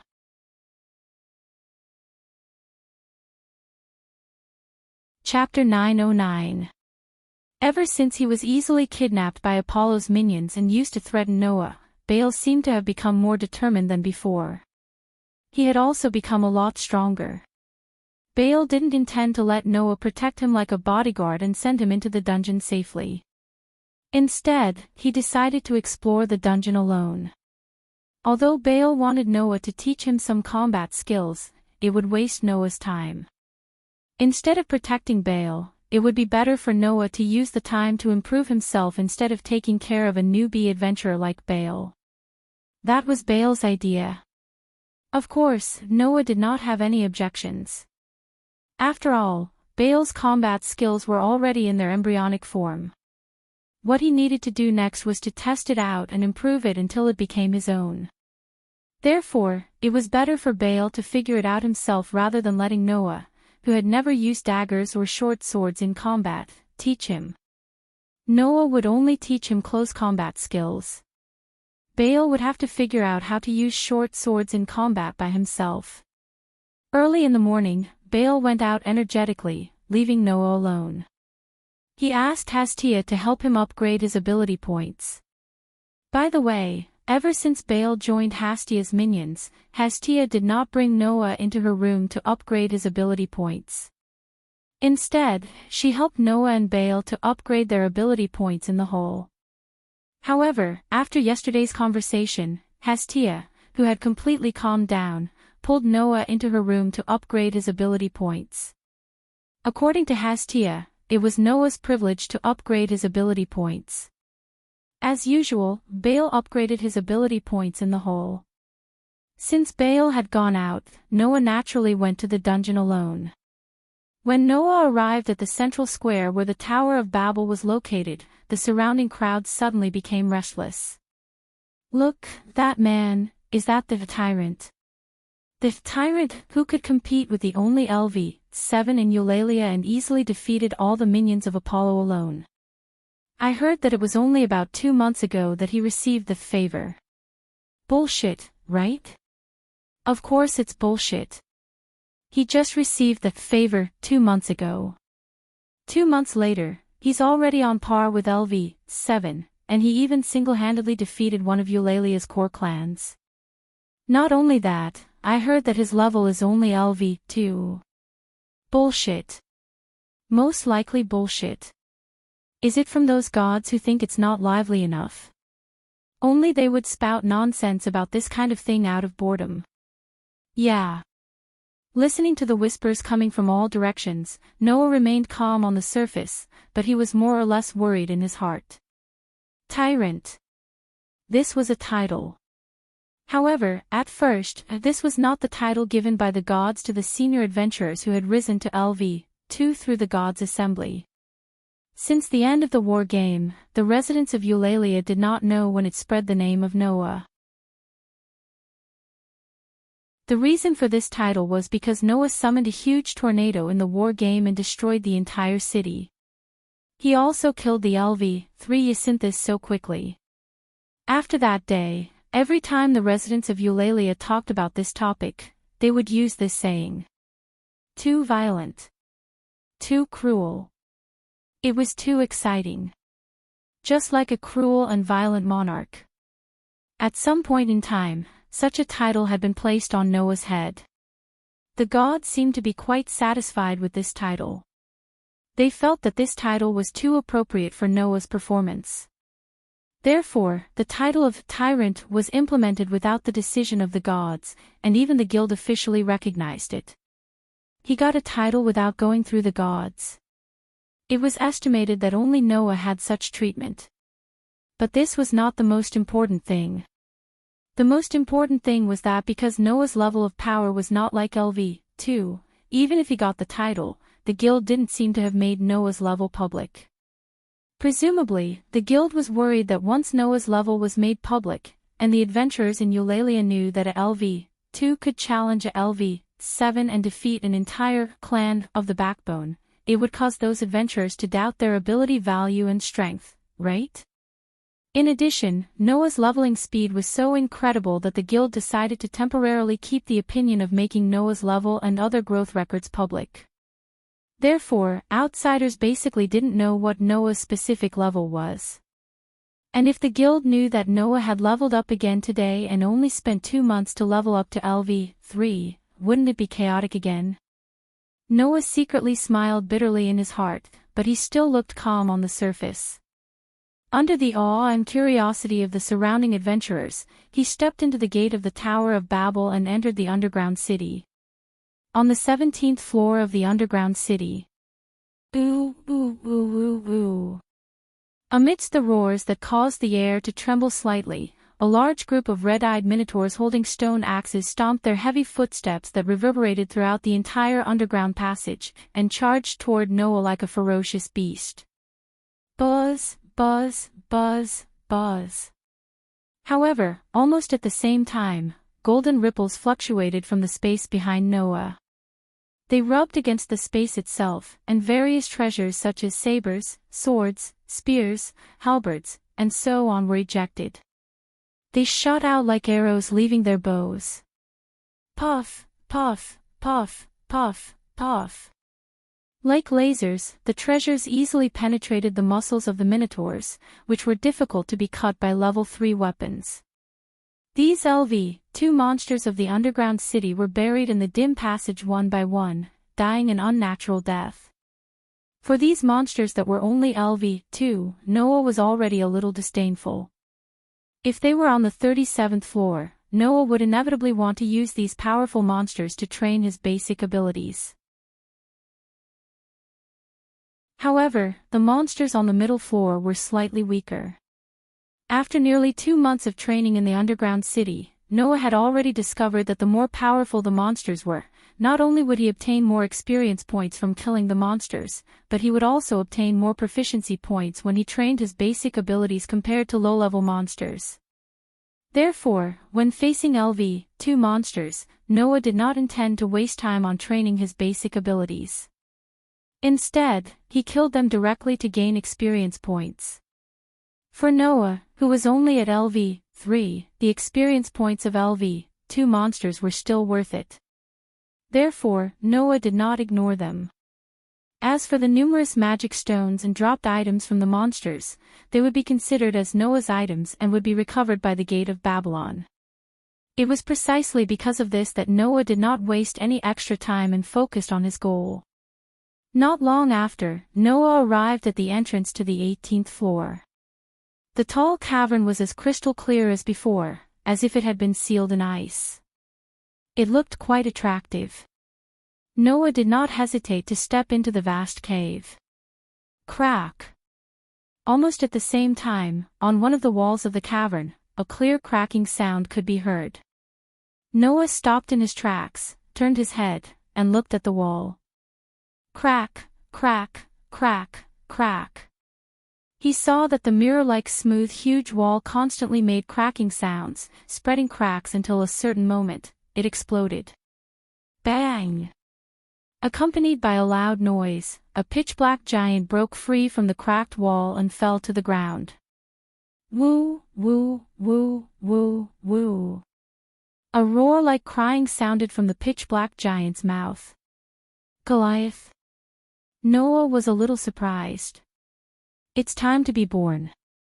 Ignoring Noah's surprise, the huge monster with only the desire to destroy roared and charged towards Noah. Noah smiled slightly. Well, it's a good opportunity to experiment a little.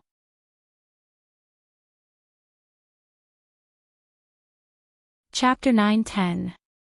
The birth of the floor master required a certain interval of time. And the floor master of the 17th floor was a very special floor master. The room where the floor master was located happened to block the entrance to the 18th floor. Originally, this could also be regarded as a test and boundary to the 18th floor. But there was a town on the 18th floor. And it was a town that was particularly good at extorting adventurers. In order to get more guests and earn more money, the floor master blocking the entrance to the 18th floor was a bit of an eyesore. Therefore, once the floor master of the 17th floor, Goliath, was not defeated for a long time, the adventurers in the town on the 18th floor would form their own team and annihilate Goliath. Because of this, it was not a simple thing to meet Goliath. At least, Noah had never met Goliath except for the time when he came with Loki's family. Now, the appearance of Goliath just allowed Noah to test a new discovery of his power. Woo woo woo woo woo. Accompanied by a roar like crying, the pitch-black giant rushed in the direction of Noah like a heavy mountain under the shaking of the earth. However, Noah ignored Goliath, who was charging at him in a violent manner.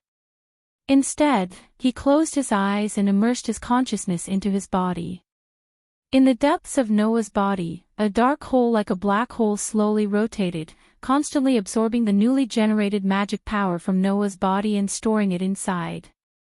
That was Noah's magic power source.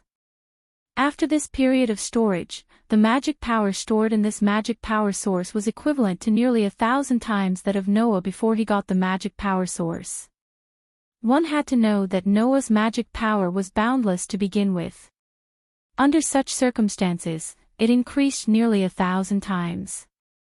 This level of magic power could only be described as terrifying.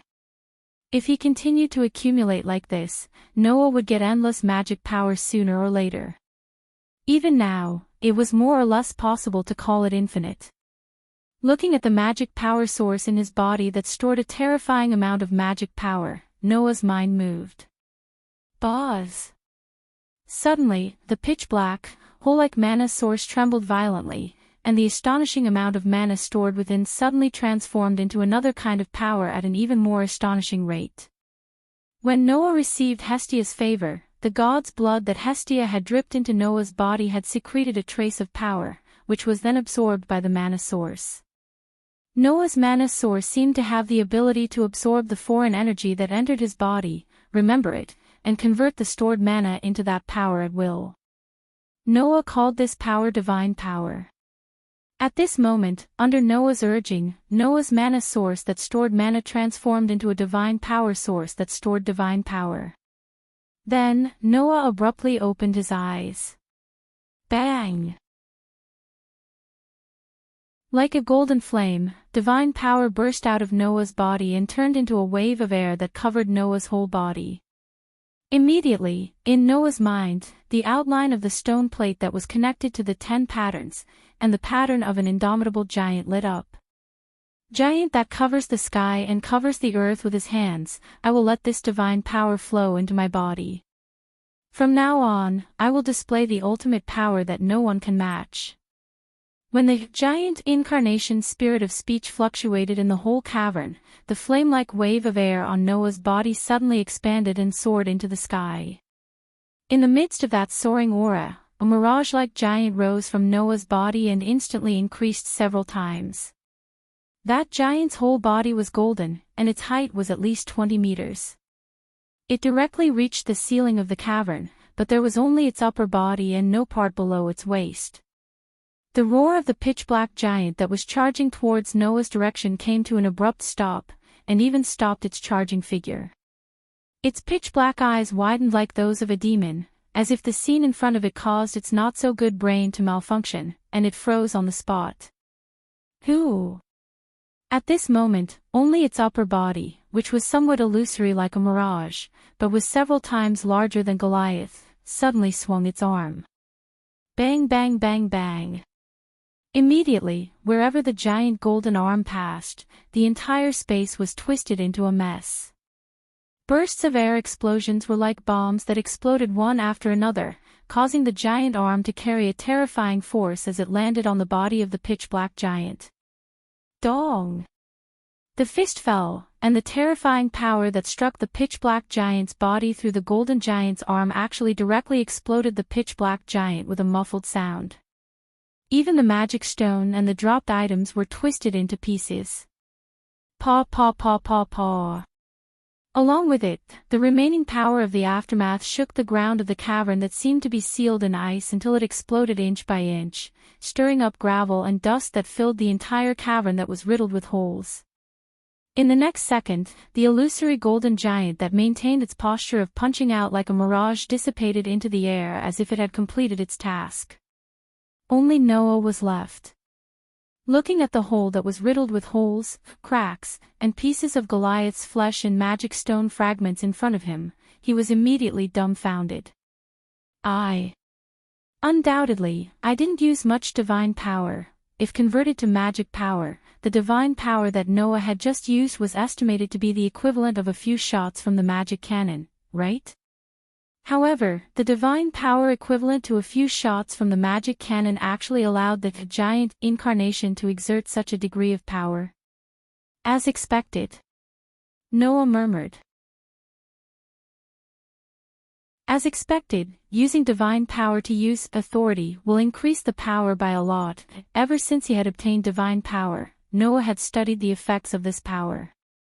Then, Noah found that when he used divine power, his body would naturally have two reactions.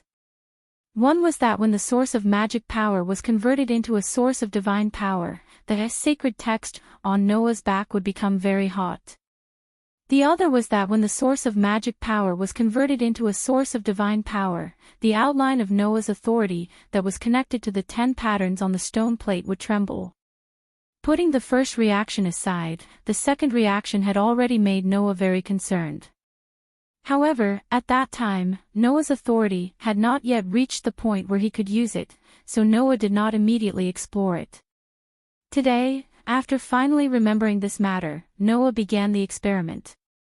Everything in front of him was the result of the experiment. And this result made Noah somewhat overjoyed.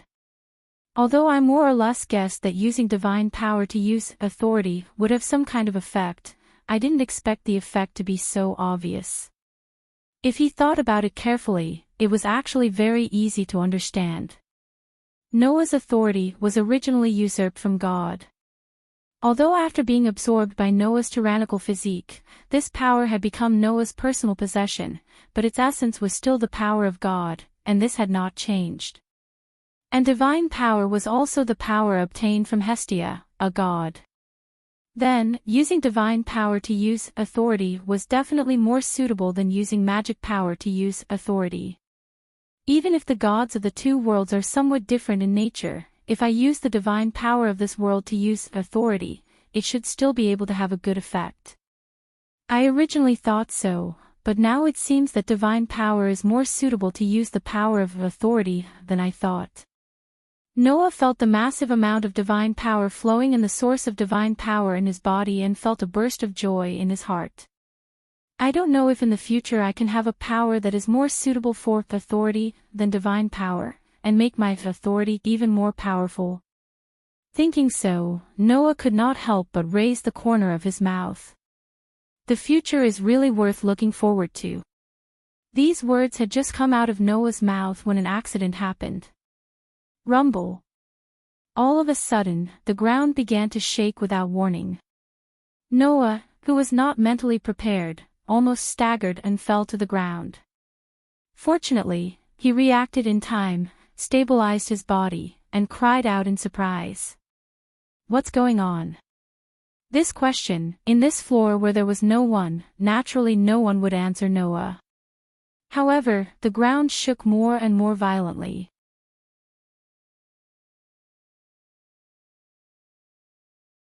Chapter 9:11. Rumble. In just a few seconds, the ground shook so violently that the surrounding walls began to scatter dust, and some places even began to crack. Noah, who was kneeling on the ground with one knee, could only try his best to maintain stability. Feeling the ground shaking more and more violently, his heart was more or less bewildered. At this time, Noah could not help but think of something that everyone in this world knew. The underground city was alive. At this time, the underground city's shaking suddenly stopped as if it had stopped. Gotcha! Such a sound rang from the ground in front of the wall that just collapsed and gave birth to Goliath. That was the sound of the ground suddenly cracking open a huge gully. Gotcha, gotcha. In the next moment, with the cracked gully as the center, the ground began to protrude, as if something was drilling inside, pushing away a large number of rocks and emerging from there. Seeing this scene, Noah's eyes focused. Because Noah clearly saw it. In the protruding ground, in the small hill that was buried by rocks and soil, a pair of pitch-black eyes suddenly lit up. Rumble. The ground once again produced an extremely violent vibration, as if the entire 17th floor was trembling, constantly emitting wails. And in this process, in front of the protruding ground became higher and higher, and the rocks and soil that were pushed away also became more and more. When it reached the peak, it was like a collapsed snow mountain, crashing to the ground, setting off thick smoke and dust. Then, the huge monster that drilled out of the ground and was buried by rocks and soil finally revealed its entire body. Its entire body was pitch black like sewage. It had a human-like body outline. Its height was more than 10 meters. Its skin was even darker. Its devil-like eyes flashed with a ferocious scarlet light. That was the floor master named Goliath. However, the depth of its skin was even darker than Goliath's, and its body was almost 2 or 3 times larger, causing this huge alien to emit a terrifying aura. Woo woo woo woo woo woo. The roar that sounded like crying was like a substantial shockwave that exploded and shook the surroundings. Looking at this scene, Noah's face gradually darkened. It was impossible for him not to have doubts in his heart. Moreover, there were a lot of them. For example, why would a floor master, who was just killed and should have taken 1 or 2 months to be reborn, suddenly appear? For example, why was this Goliath so obviously different from the Goliath he usually met? However, that was something that needed to be considered later. That was because the ferocious pitch-black giant would not give Noah much time to consider. Lowering its head, the pitch-black giant's eyes suddenly shifted to Noah, who was kneeling on one knee on the ground. A ferocious glint flashed in its eyes as it slowly opened its mouth. Almost at the same time, Noah's outstanding senses gave him a warning. Without any hesitation, Noah was like a crouching cheetah. He spun around and shot up, dodging to the side. Boom! The pitch-black Goliath, who opened its mouth in the direction of Noah, suddenly made a sound like a cannonball. Immediately, a shockwave that could not be seen by the naked eye was like a real cannonball. It burst out, cut through the air, and instantly fell on the position where Noah was previously. Boom! The ground that was hit by the impact cannonball that could not be captured by the naked eye exploded without any suspense, stirring up gravel and the aftermath of the energy that blew in all directions. Seeing this, Noah, who dodged, was speechless. Now I can be sure that it is definitely not an ordinary Goliath. After all, an ordinary Goliath would never release such a long-range attack. In addition, the breath of the pitch-black Goliath was also stronger than the breath of the ordinary Goliath. It should not only have the attack that the ordinary Goliath did not have, but also the strength that the ordinary Goliath did not have, right? At least, Noah felt that this pitch-black Goliath was definitely not only LV4. In terms of level classification, a conservative estimate is that it should have reached LV5. After coming to such a conclusion, Noah's eyes were cold. Unfortunately, it is only LV5. After the words, Noah's figure stagnated, and then, like a gust of wind, he rushed forward quickly. Woo woo woo woo woo. The pitch-black Goliath suddenly roared in the direction of Noah, who was rushing toward him. Boom! With the sound of the cannonball, the shock wave that could not be captured by the naked eye was like an invisible cannonball. It shot in front of Noah almost in the blink of an eye. The powerful pressure carried by the impact cannonball caused the surrounding air to vibrate slightly. If it was another person, even if it was LV5 like the pitch-black Goliath, it would be extremely troublesome for this invisible attack. Unfortunately, The attack that could not be captured by the naked eye was basically no different from a visible attack for Noah, who had the sensing ability. So, Noah clenched his fist, and a bright vortex of air fluctuated on his fist. Under Noah's waving, it fiercely blasted toward the incoming impact cannonball. Boom! With a loud explosion, the invisible impact cannonball was blown up by Noah's annihilation blow, and turned into a gust of wind, brushing past Noah's body and blowing around. Hoo! However, the space in front of Noah suddenly shook, and a fist like a boulder rubbed against the air, carrying a violent airflow, and blasted in front of Noah's eyes. In the face of this punch, Noah's figure swayed strangely, like a leaf blown away by the wind, and directly dodged the pitch-black Goliath's fist. Boom! The huge fist fell on the ground, and once again, the ground was blown up, and a small crater was created. Buzz!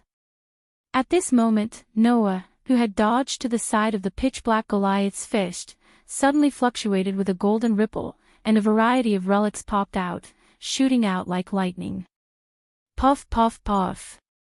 The extremely sharp relics fell directly on the pitch-black Goliath's head, and with a tearing sound, they pierced through the muscles on Goliath's face. However, they only pierced halfway, and were stuck, unable to go any further. Woo woo woo woo woo woo. The pitch-black Goliath roared angrily, and suddenly waved its huge palm, slapping toward Noah. Noah only felt that the whole world seemed to have darkened, and he immediately retreated. Boom! The huge palm slammed on the ground, causing the ground to shake, and cracks spread out. The skin is quite hard, even an E-grade relic can't penetrate it. Noah stared at the pitch-black Goliath. In the golden ripples around him, a variety of relics, such as sabers, swords, spears, halberds, and other relics, emerged again. Then, let's try a D-grade relic. As soon as he finished speaking, the sharp relic immediately turned into a stream of light, shooting out like a laser. Woo woo woo woo woo woo. The pitch-black Goliath roared angrily. And this was the last sound that it made. With a little arc trajectory, the relic shot up, and with the pitch-black Goliath's huge body, it was impossible for it to avoid. Puff puff puff puff. Therefore, the D-grade relic rain fell on the pitch-black Goliath's body, piercing through its body, and the pitch-black Goliath's body was full of holes. The pitch-black Goliath suddenly froze on the spot. Boom! After a while, the body of the floor master, whose level was enough to be classified as LV5, turned into a burst of ashes all over the sky. It burst open and scattered around, leaving only a huge magic stone and a piece of curtain-like skin that disappeared. ALV5 Goliath. The golden ripples behind him began to shrink. Noah looked at the huge magic stone and the curtain-like skin, and he frowned deeply. What the hell is going on? After pondering for a while, Noah could not figure out the reason, and he could only helplessly shake his head. I'll ask Hestia when I go back.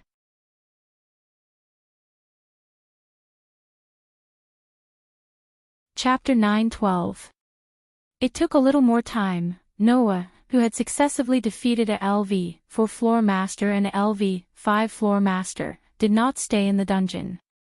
Instead, he first went to the safety floor on the 18th floor to check the situation. After confirming that the 18th floor was not affected by the abnormality on the 17th floor, he returned to the 11th floor. It seems that only the 17th floor should be affected. The rest of the floors did not even have the slightest vibration. On the 11th floor, which was filled with thick white fog, Noah could not help but worry as he moved toward the entrance to the 10th floor. I hope that at that time, there were no other abnormalities on the 17th floor, and that the adventurers exploring the 17th floor were not affected. Although he did not know why the 17th floor had such an abnormality, if the problem was with Noah and the rest of the innocent adventurers were affected, then Noah would definitely not be able to sleep well.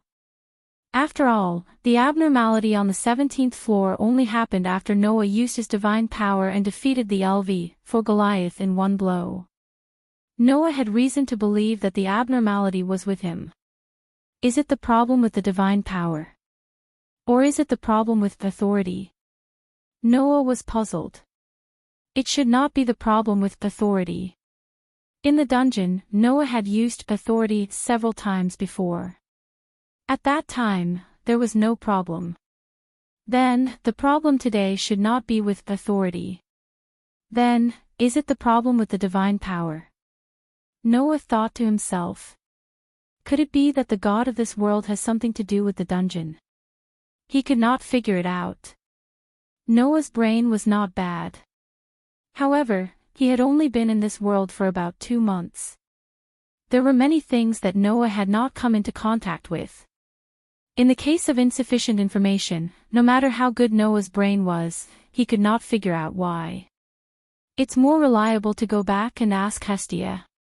In the end, Noah could only come to this conclusion helplessly. He quickened his pace and continued to walk forward in the thick fog. Just like that, Noah paid attention to the other floors to see if there were any problems as he made his way to the ground. He didn't have the time to deal with the monsters he encountered along the way, so he avoided them and arrived on the 7th floor. As soon as he entered the 7th floor, Noah heard an angry shout. "Why are you dawdling over there? Hurry up and catch up." The overly violent scolding made Noah unconsciously turn his eyes to the source. Then, Noah saw it. 2 people were walking towards them from a passageway at the side. It was a combination of a man and a woman. The man was an adventurer who wore leather armor and had a large sword on his back. He had a fierce look in his eyes. The woman was carrying a backpack that was several times larger than her body. She was wearing a white robe and seemed to be a support. She was a very petite young girl. Noah could vaguely see a few strands of chestnut-colored hair under the hood of the petite young girl's white robe. At that moment, Noah raised his eyebrows and stopped in his tracks.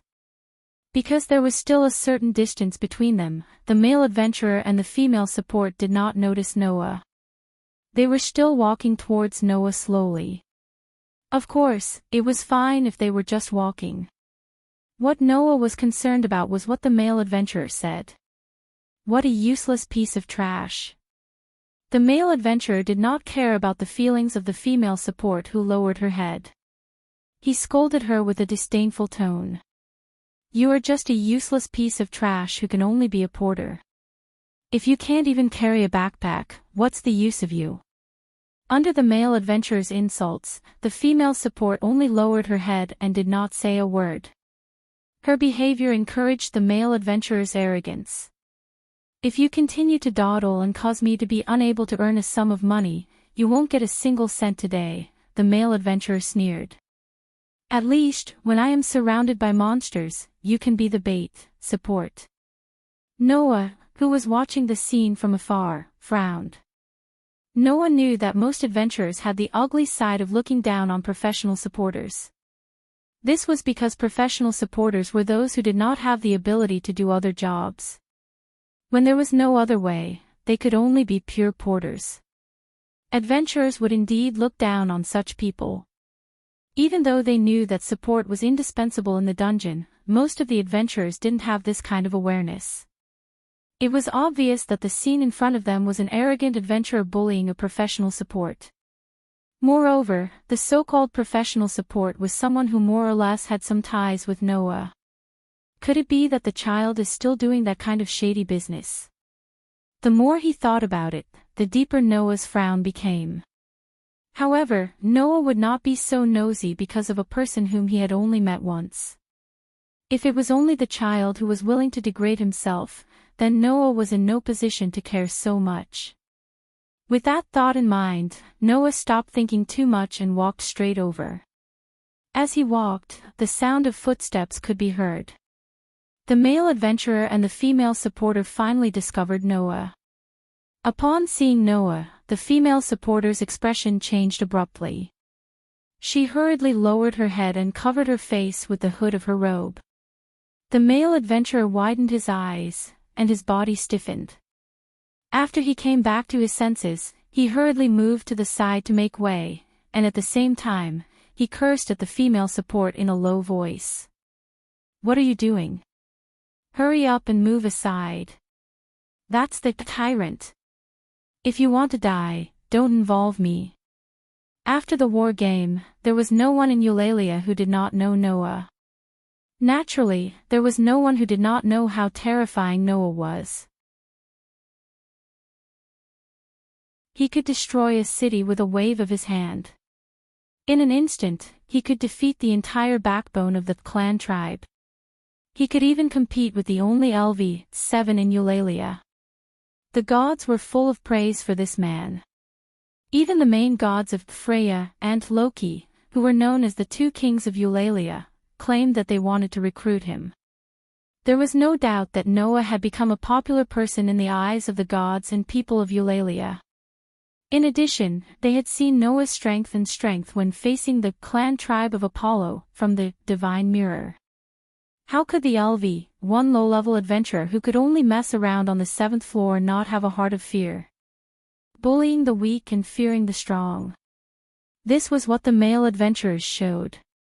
After being scolded by the male adventurer in such a low voice, the female supporter seemed to have remembered this matter and quickly hid to the side. She still lowered her head and did not dare to look at Noah. Noah naturally saw this scene. However, Noah did not say anything. He just turned a blind eye and walked past under the gaze of a man and a woman. Phew, until Noah walked past, the male adventurer and the female supporter were relieved at the same time. Is that the highest level of adventurers in Eulalia? The male adventurer licked the corner of his mouth and raised an arrogant arc. "One day, I will also become such an existence and let the people of Eulalia make way in front of me." Hearing the arrogant words of the male adventurer, the female supporter just looked at the male adventurer with a gaze like looking at an insect, then immediately turned her head and looked at Noah's back that gradually left. Her eyes were quite complicated. "Don't look," the male adventurer mocked. "No matter how much you look, you won't become such an existence, Miss Porter." The female supporter bit her lips and a trace of self-mockery appeared in her eyes. "That's true. If I could become an existence like that person, how could I fall to this point?" In order to get out of this predicament, the female supporter raised her head and looked at the male adventurer. To be precise, it should be said that she was looking at the big sword on the back of the male adventurer. Because of the movement of raising her head, the hood of the robe slid down from the female supporter's head, revealing a head with chestnut-colored shoulder-length hair and a young face. If Baal was here, he would definitely notice it. This young girl was the one who had stolen Baal's level 3 weapon, Miss Supporter. Liluka Urda.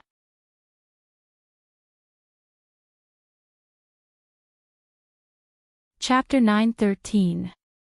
The dungeon changed. In the headquarters of Hastia's clan, Noah told Hastia about what happened on the 17th floor. Hastia was startled and became suspicious. "Why did the dungeon change?" "I don't know, that's why I came back to ask you," Noah said with a wry smile. "I had just finished off the floor master, Goliath, when there was a sudden vibration on the 17th floor. Then, another Goliath appeared.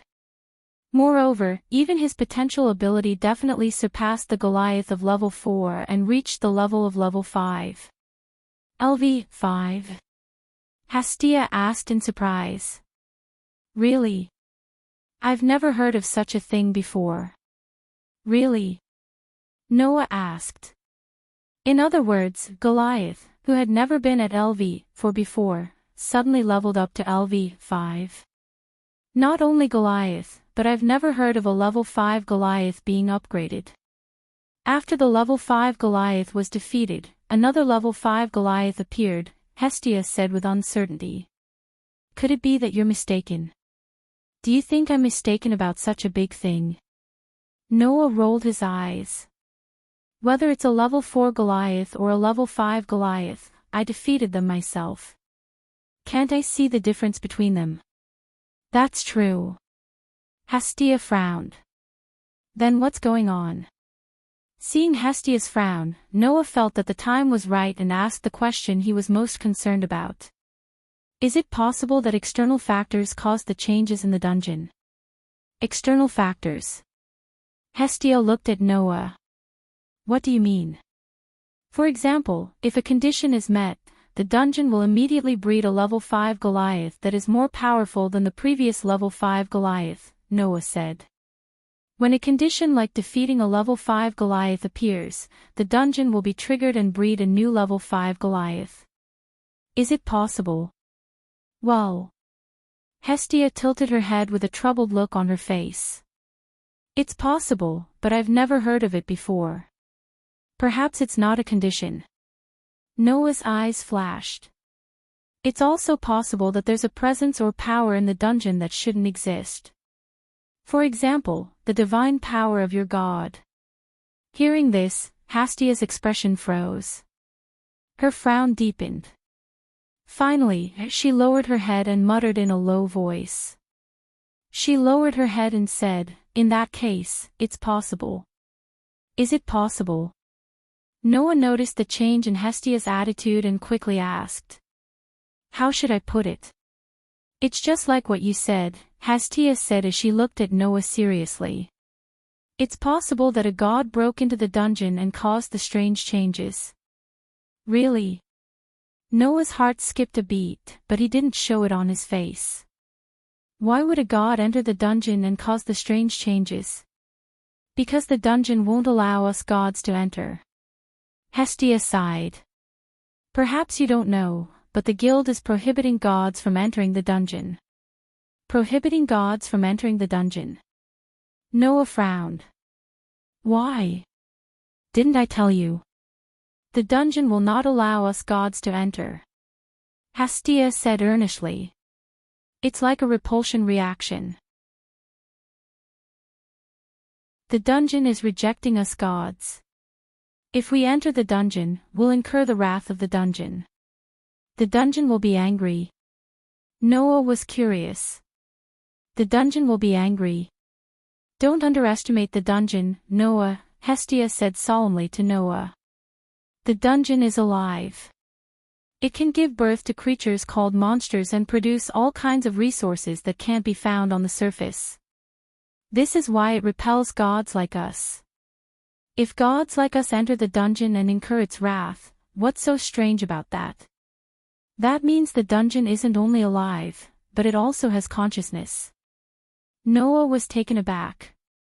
It can't be, right? Should I say it has consciousness? Or is it an instinct of the dungeon? Hestia looked conflicted as she didn't know how to explain to Noah. She shrugged her shoulders and said, the dungeon is full of mysteries. Because there are too many unknowns in the dungeon, it attracts adventurers from all over the world to explore. Whether the dungeon's rejection of the gods is due to the dungeon's own consciousness or a pure instinct, it's up to you to find out. We, the gods, can only observe the progress of the children. Noah nodded thoughtfully. Maybe it's just like what you said. Some stupid god broke into the dungeon and was discovered by the dungeon. That's why this happened, right? Hestia waved her hand nonchalantly, but then she became angry again. Fortunately, Noah is powerful enough. A level 5 floor owner is nothing. If Noah was injured, I'd kill the idiot who broke into the dungeon. Hearing Hestia's indignant words, Noah could only let out a hollow laugh. If the mutation was caused by the dungeon's rejection of the dungeon, then it was probably caused by Noah, not the idiot god. Perhaps because Noah used his divine power in the dungeon mistook Noah for the god of this world. That was why the mutation occurred and the level 5 Goliath was created. It seemed that he had to think carefully before using his divine power in the dungeon. However, if he made good use of it, perhaps Noah could keep farming the level 5 Goliath on the 17th floor. Noah felt happy when he thought of this.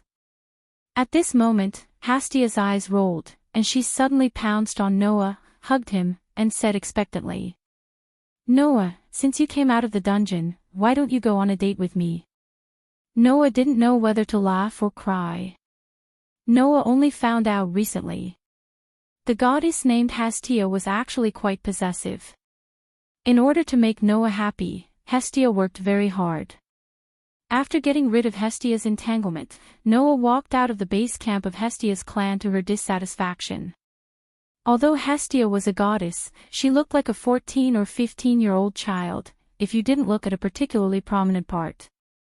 If he went on a date with such a goddess, those gods who wanted to see the world in chaos would be very happy to publicize some things. For example, Noah had some special hobbies. In that case, Noah would really be too ashamed to show his face. Therefore, although it would make Hestia unhappy, Noah felt that it was better to have fun at home and not go out to show off. In short, Noah didn't hate going on a date with Hestia. Thinking of the goddess's resentment, Noah couldn't help but laugh. When I go back, I'll bring some gifts for Hestia, muttering to himself, Noah turned into a side alley. This time, Noah didn't plan to go to the dungeon. He wanted to find a place to fill his stomach. Hestia didn't seem to expect Noah to come back so quickly, so she didn't buy Noah's lunch. Noah had to find his own food. Let's go to the rich mistress. After saying that, Noah was just about to take a shortcut when he heard some flustered footsteps from the depths of an alley next to him.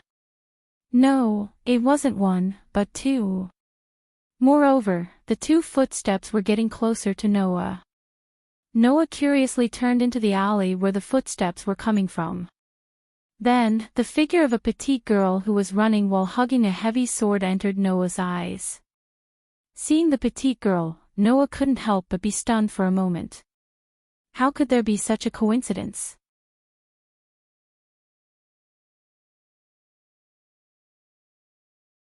Chapter 9:14. Looking at the petite girl who was running blindly towards him while hugging a huge sword that was completely disproportionate to her body, Noah raised his eyes slightly and looked behind the petite girl. There, a male adventurer in leather armor was glaring at the petite girl who was running in front of him with a ruthless expression. There were even green veins popping out on his temples and he looked extremely angry. You damned piece of trash. Let's see where you're going to run to. The male adventurer's roar caused a look of fear to appear on the petite girl's face. However, Noah, who was in front of the petite girl, could clearly see this scene. Even though there was great fear on her face, there was still a trace of stubbornness and unyielding in the eyes of the petite girl. She hugged the huge sword tightly and gritted her teeth as she ran forward with all her might. As a result, the petite girl who had to take care of the pursuers behind her did not notice at all. At the corner in front of her, there was a person. Seeing that the petite girl was about to crash into him, Noah turned his body slightly and dodged. However, this action also caused the petite girl to notice Noah's existence. She turned her head and looked in front of her. Immediately, her eyes became flustered. In a moment of panic, the petite girl who was running forward suddenly stumbled and fell forward. Seeing this, Noah, who was turning his body to the side, squatted down and reached out a hand to catch the petite girl who was falling. He allowed her to fall on his arms so that she would not hit the ground directly. However, the huge sword that the petite girl was hugging was thrown out and fell to the ground with a clang. Looking at the huge sword that was thrown away, the little girl let out a cry of surprise. She couldn't help but reach for the huge sword. She didn't even notice that she had fallen into someone's arm. Noah could only helplessly say, "Are you all right?" Hearing this voice, the petite girl finally noticed Noah's existence. However, when the little girl turned around and saw Noah's full face, her pupils shrank and her expression changed completely. Facing that familiar cute face and big round eyes, Noah smiled indifferently. "Long time no see, Lily." "Aw. Aw." Lily's mouth trembled slightly. She seemed to want to say something, but she also seemed to be afraid and in disbelief. She was stunned and did not respond at all. It was at this moment that the male adventurer caught up with them. "Did I catch up to you? Despicable human race." Ah! Only then did Lily react. In a panic, she ran away from Noah and sat on the ground. It seemed that Lily was more afraid of Noah than the male adventurer. That was only natural. Compared to an unknown adventurer, Noah's reputation was undoubtedly the loudest in all of Eulalie. The two were not on the same level at all. If she had to choose who she was more afraid of, it would naturally be Noah. Of course, the reason why Lily was so afraid of Noah was because she had previously stolen the level 3 weapon that Noah had given to Baal. Lily should be afraid of being pursued by Noah, right? Little did he know that the reason why Lily was able to successfully steal Baal's weapon was mostly because Noah had no intention of stopping her. If Noah had really wanted to stop Lily, no matter how good she was at stealing, she would not have been able to steal from Noah. The male adventurer who caught up from behind also noticed Noah, and the violent look on his face turned into shock. It's you again." In the morning, Noah had met the male adventurer and Lily on the 7th level of the underground city. So now that they met again here, both the male adventurers and Lily were very surprised. Naturally, Noah also felt that it was too much of a coincidence. But since Noah had met them, it would not be strange for him to ask a few questions, right? Noah glanced at Lily, who was paralyzed on the ground and looking at him with a frightened expression. He then glanced at the male adventurer, patted his knee, and stood up. "What are you guys doing?" His words woke Lily and the male adventurer up from their stupor. This despicable human stole my sword." The male adventurer hurriedly pointed at Lily. "I'm here to retrieve my sword." As expected. In the morning, when they had met on the 7th level of the underground city, the male adventurer had been carrying a large sword on his back. But now, the large sword had fallen into Lily's hands. In addition to Lily's previous record and the chase just now, Noah had already guessed the gist of it. At that moment, Noah frowned and looked at Lily. "Are you still doing this kind of thing?" Originally, Noah thought that Lily might be in need of money, so he let Lily steal Baal's weapon. With Lily's status, even if she was in need of money, a weapon worth 700,000 or 800,000 Varys should be able to solve the problem. Thinking that if he helped Lily solve this problem, Lily would not steal anymore, so Noah let Lily go. But in the end, this young lady was still a thief. Did she have her difficulties? Or did she really give up on herself? Seeing Noah frown, Lily was even more afraid, and her body shrank into a ball. The male adventurer probably thought that Noah was a comrade on his side, and he was overjoyed all of a sudden. That's right. A useless porter actually dares to steal from us adventurers. You deserve to die." The male adventurer pulled Noah to his side and laughed angrily at Lily, who was sitting on the ground. "You piece of trash, see if I don't teach you a lesson." Just as the male adventurer was about to walk towards Lily, a large sword was suddenly thrown into the air towards the direction of the male adventurer. Before the male adventurer could react, the large sword crashed into his arms, causing him to catch it in a hurry. He stared blankly at Noah, who threw the sword to him. "The sword is yours, right?" Noah said calmly. "Take it with you." The male adventurer pointed at Lily with uncertainty. "But, this little human, what?" Noah looked at the male adventurer with a smile that did not seem like a smile. "Do you think that I will watch you commit violence?" But, look, she's a thief, and a useless porter," the male adventurer said with a forced smile. "A piece of trash like her actually dares to steal from us great adventurers. If we don't teach her a lesson, won't anyone be able to bully us?" Hearing this, Noah laughed. His laughter was somewhat sarcastic. Walking forward, Noah looked at the stiff-faced male adventurer up close. He extended a hand and pointed at the male adventurer's chest. Since you can bully others, why can't others bully you? The male adventurer's face began to twitch. If you bully the weak here, then can those who are stronger than you bully you too? Noah pushed the male adventurer away. If you can't even figure out such a problem and think highly of yourself here, I advise you to stop being an adventurer. Otherwise, you'll only be able to do so for the rest of your life, Mr. Great Adventurer. The male adventurer's face immediately turned red, and his expression became distorted. However, he couldn't say a word to refute, let alone refute Noah. Damn it. The male adventurer could only glare at Lily resentfully. Consider yourself lucky. After saying that, the male adventurer left with a face full of misfortune. After the male adventurer left, Noah glanced at Lily, who was sitting on the ground, paralyzed.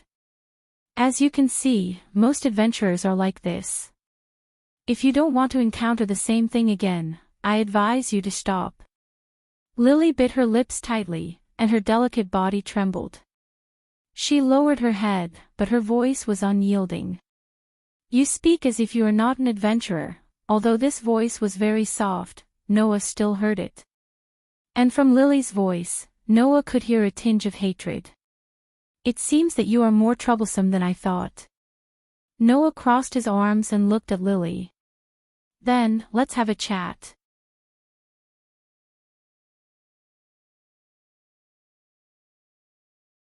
Chapter 9:15. Chat. Perhaps Lily felt that she couldn't escape even if she wanted to, so she went all out and taunted. I'm sorry, Lily has nothing to talk about with the adventurer. From Lily's voice, Noah did hear a kind of unapproachable meaning. Obviously, Lily didn't have any good impression of the so-called adventurers, and she hated them. However, that was also natural. As a professional support, Lily must have been humiliated by those unruly adventurers more than once like today. So, Lily hated adventurers. How was it strange? Your words sound like those women who hold the idea that no man is good, right? Noah curled his lips. Just because of the existence of that kind of trash, you think there's no good adventurer in this world? No choice, at least, Lily has never touched such a person, so Lily hates adventurers the most. Lily sneered and said self-deprecatingly. Anyway, Lily is such a person. Not only does she have no ability, she can only be reduced to being a support. Furthermore, she has always been stealing other people's things. Even Lily herself hates this kind of Lily. The famous tyrant naturally wouldn't like someone like Lily. Are you going to be stubborn this time? Noah looked down at Lily, who was sitting on the ground, and asked such a question. Since you know that it's annoying to steal other people's things, but you still do that kind of thing knowingly. Are you so short of money? Yes, Lily is short of money, and I'm short of a lot of money. Lily met Noah's gaze and looked over. So, Lily has already sold the level 3 weapon produced by Hephaestus's clan. Even if you teach Lily a lesson, Lily won't be able to return it. Hearing this, Noah didn't speak anymore. He just looked directly at Lily's big round eyes as if he wanted to see through everything about Lily. His deep eyes almost made Lily have a feeling that she would be sucked in. Under such a direct gaze, Lily couldn't help but feel a little timid. She subconsciously lowered her head and looked away. After a long time, Noah withdrew his gaze and turned around. I see. Since that's the case, you can wait for me at the central square tomorrow morning. Lily was suddenly stunned. Central Plaza. Why? Is it strange? Noah said without turning his head. Don't you usually look for adventurers to team up with? Hearing this, Lily was a little unable to react. Indeed, Lily usually looked for adventurers and begged them to team up with her. But that wasn't really looking for teammates, but looking for prey. In order to collect the money she needed, Lily had been using this method to explore the dungeon with the adventurers who had formed temporary teams. Then, she would look for opportunities to steal their valuables. It was a tried and tested method. Hence, to Lily, the adventurers who teamed up with her were not her teammates, but her prey. It was also because of this that Lily couldn't react to Noah's words. This was because Lily didn't know what Noah meant by that. Noah didn't know if he had expected Lily's reaction, but he smiled with his back facing Lily. "Aren't you short of money? Then come and be my supporter." Be your supporter. Lily, who hadn't reacted yet, was bewildered by this sudden declaration. Think about it. Noah didn't give Lily time to react and threw this sentence at her. "Tomorrow, gather at the fountain in the central plaza. If I don't see you when I arrive, take it that you're not coming. I won't wait for you." After saying that, Noah waved his hand and went straight into the alley next to him. Lily was left alone as she stared blankly in the direction that Noah had left. Her expression was extremely uncertain. The next day, Noah got up when Hestia was still sleeping. After changing his clothes, he went out directly. At this time, the sun had just risen, but there were many pedestrians on the street outside. Most of them were adventurers who were ready to go. They were all walking towards the dungeon of Babel. Noah blended into the crowd with ease. While the pedestrians around him were pointing and gossiping, he moved in the direction of the central square. Baal got up earlier than Noah. Therefore, Baal had already set off for the dungeon. Noah was about an hour later than Baal, which showed how hard Baal worked. Now, Noah had really become famous. Being famous had its advantages and disadvantages. The advantage was that when Noah walked on the street, the people around him would make way for him. They wouldn't crowd together with Noah. The disadvantage was that the people around him were talking about him and pointing at him. Fortunately, Noah had long been used to people's gazes, so he didn't stop and went all the way to the central plaza without any obstacles. At the intersection of the 8 streets that connected to Olalai in all directions, there was a fountain in front of the Tower of Babel. That was the fountain closest to the Tower of Babel. As soon as he arrived at the central plaza, Noah glanced at the fountain and saw it. In front of the fountain, there was a very petite girl of the dwarf clan. She was carrying a huge backpack and had her head down. Nobody knew what she was thinking. Seeing this, Noah stopped, shrugged his shoulders, and walked towards the fountain. Obviously, the girl of the dwarf clan was not really paying attention to the surroundings. Even with her head down, she still noticed Noah's approach and looked at him. When they met for the first time, although Lily had bad intentions, at least she put on a good front. Her cute face would have a bright smile from time to time. However, at this moment, Lily's cute face was no longer as cheerful as when they first met. Instead, it was cold and vigilant. In the past, it was Lily's acting skill to put on a cheerful and lively appearance in front of others. On the other hand, Noah already knew most of Lily's background and knew clearly what this young lady was doing on a daily basis. Lily didn't have to put on a show anymore. She didn't hesitate to show her dislike and vigilance towards adventurers. Unfortunately, Noah turned a blind eye to it. He brushed past Lily and walked toward the Tower of Babel. "Since you are ready, let's go." Lily stared at Noah's back and followed him silently. While following him, she spoke in a low voice. As she walked, she whispered, "Now, can you tell Lily what Lord Noah is going to do? Do you even need to ask?" Noah answered without hesitation. "Of course, it's to enter the dungeon." "Is that so?" Lily's voice wasn't relaxed at all. Instead, it had a tinge of sarcasm. Could it be that Lord Noah really only intends to team up with Lily? What else? "What do you think I'm going to do to you?" Noah kept walking forward with a calm look on his face. "If I had intended to do something to you, I would have done it yesterday. I wouldn't have needed to lure you into the dungeon. Aren't you aware of that? That's why you're here today, isn't it?" Sherlock said as he shook his head. Does that mean Lord Noah only wants to explore the dungeon with Lily? Lily's tone was rather unpleasant. Do you think Lily will believe you? If you don't believe me, you can leave now. I won't stop you, Noah said calmly. I'm only giving you a chance.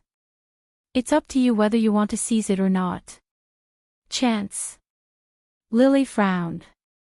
What chance? A chance for you to achieve your goal and turn over a new leaf, Noah said. As fellow sufferers who have similar stories, we can empathize with each other. Lily was at a loss for words. At this time, Noah changed the topic. What's the deepest floor that you've been to? Lily was silent for a while. After a while, she gave up and spoke. Lily followed a team and reached level 11. Level 11. Noah smiled suddenly. Let's go to level 17 today.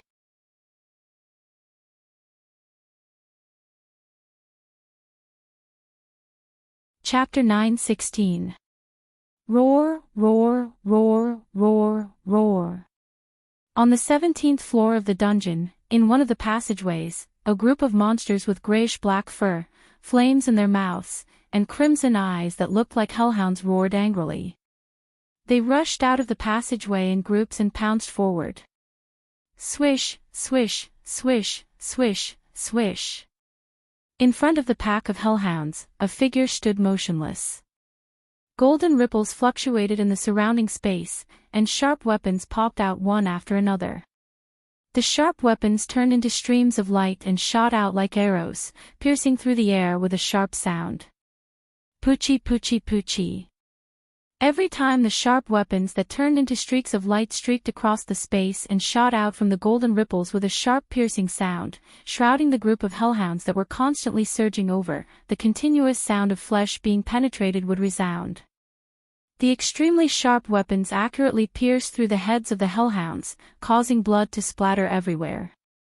Under such circumstances, the bodies of the hellhounds that were pierced through turned into ashes and scattered in all directions, causing the magic stones and dropped items in their bodies to fall to the ground.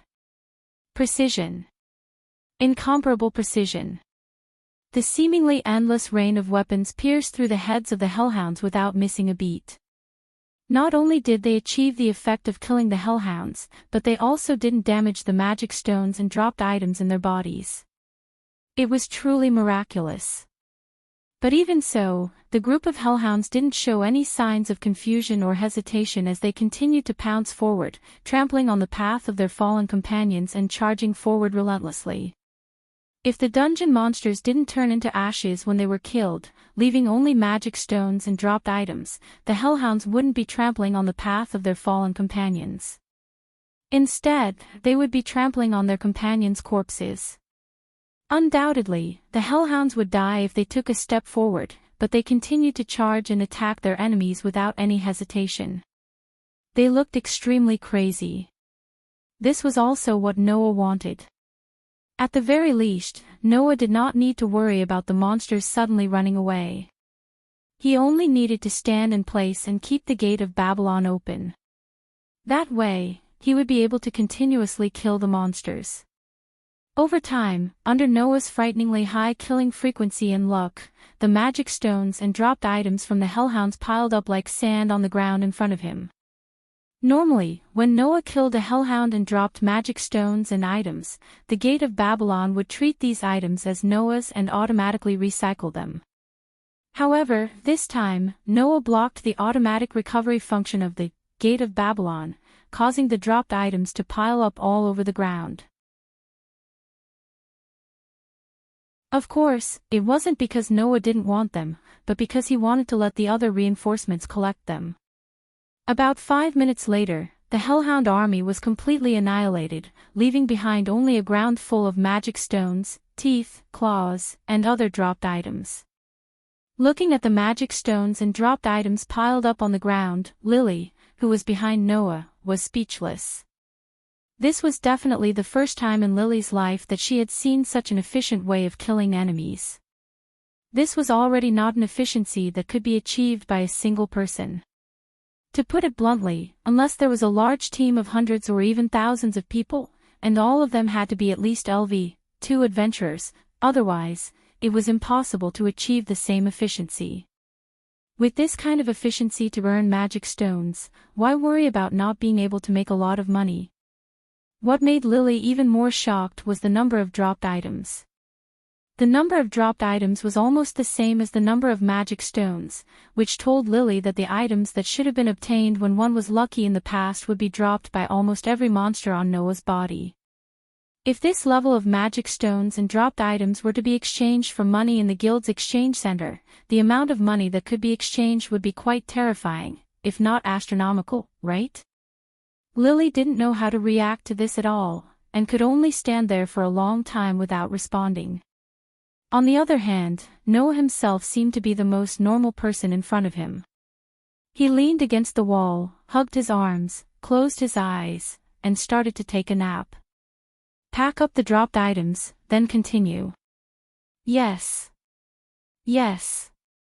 Lily stammered in response, but her expression was still as stiff as ever. But, Lord Noah, I don't know if Lily's backpack can hold so many items. Then pack up the items in front of you first, Noah said without even opening his eyes. This is the 17th floor, and the safety floor of the 18th floor is just below. If your backpack is full, you can just sell it there at a low price. It was indeed a low price. After all, in order to make a profit, those guys who bought magic stones and dropped items in the town on the 18th floor would lower the price to the minimum. However, in the case that the adventurers' backpacks were full, they could only choose to sell it there. Otherwise, even if it was more cost-effective to sell it on the surface, considering the time it would take to return to the surface, it would be better to sell it at a low price on the 18th floor. Hence, under normal circumstances, when the adventurers came to a floor that required a lot of time to travel, they would only have two choices after their backpacks were full. Either they would waste a lot of time and sell the magic stones on the surface, or they would sell it at a low price on the 18th floor and use the time to continue earning magic stones. When comparing the two options, the latter would usually earn more in the end. Even if the adventurers felt the pinch, they could only choose to sell it on the 18th floor. This was the motive of those scammers in the town on the 18th floor. They purposely set the price so that if they sold it at a low price on the surface, they would earn more in the end. When the adventurers compared the two options, they could only choose to sell it at a low price on the 18th floor. This way, they could earn a lot of money. In the past, Noah had the Gate of Babylon to recycle items, so he didn't need to go to the 18th floor to be scammed. But now, because of Lily's matter, Noah didn't care. Anyway, Noah didn't lack the money. Seeing that Noah was leaning against the wall and had no intention of interfering, Lily could only go forward with a complicated expression and pick up the magic stones and dropped items one by one. Dungeon, 18th floor. Under Noah's lead, Lily came to a town that was almost entirely made of wood. She came to the exchange shop that sold magic stones and dropped items. This price is too unreasonable. If I were to bring it to the surface, these magic stones and dropped items could be exchanged for at least double the price. Isn't this considered a scam? In a building that was painted with pictures of Minotaurus and blue and purple crystals, the signboard was much more gorgeous than the surrounding shops. Lily stared at the shop owner in disbelief, only to receive a snort of disdain from the shop owner. If you don't like it, you can go to another shop. Lily's face was red with anger. That was natural. Which seller wouldn't be angered to death by a purchase price that was more than half the original price? However, it was impossible to continue exploring the dungeon with magic stones and dropped items that couldn't be stored. Moreover, it took a long time to return to the surface. If one didn't want to earn too little from the time spent on the road, they could only sell it here. It was because of this that these guys were so arrogant. It's unbelievable. In the end, Lily, who could only choose to sell her magic stones and dropped items in this shop, walked out with an ashen face and a flustered look. That's why Lily hates adventurers. Every one of them is so greedy. I really don't want to be compared to these guys who only know how to rip people off. Noah sighed. All right, buy some time and continue exploring. Yes. Lily could only agree gloomily.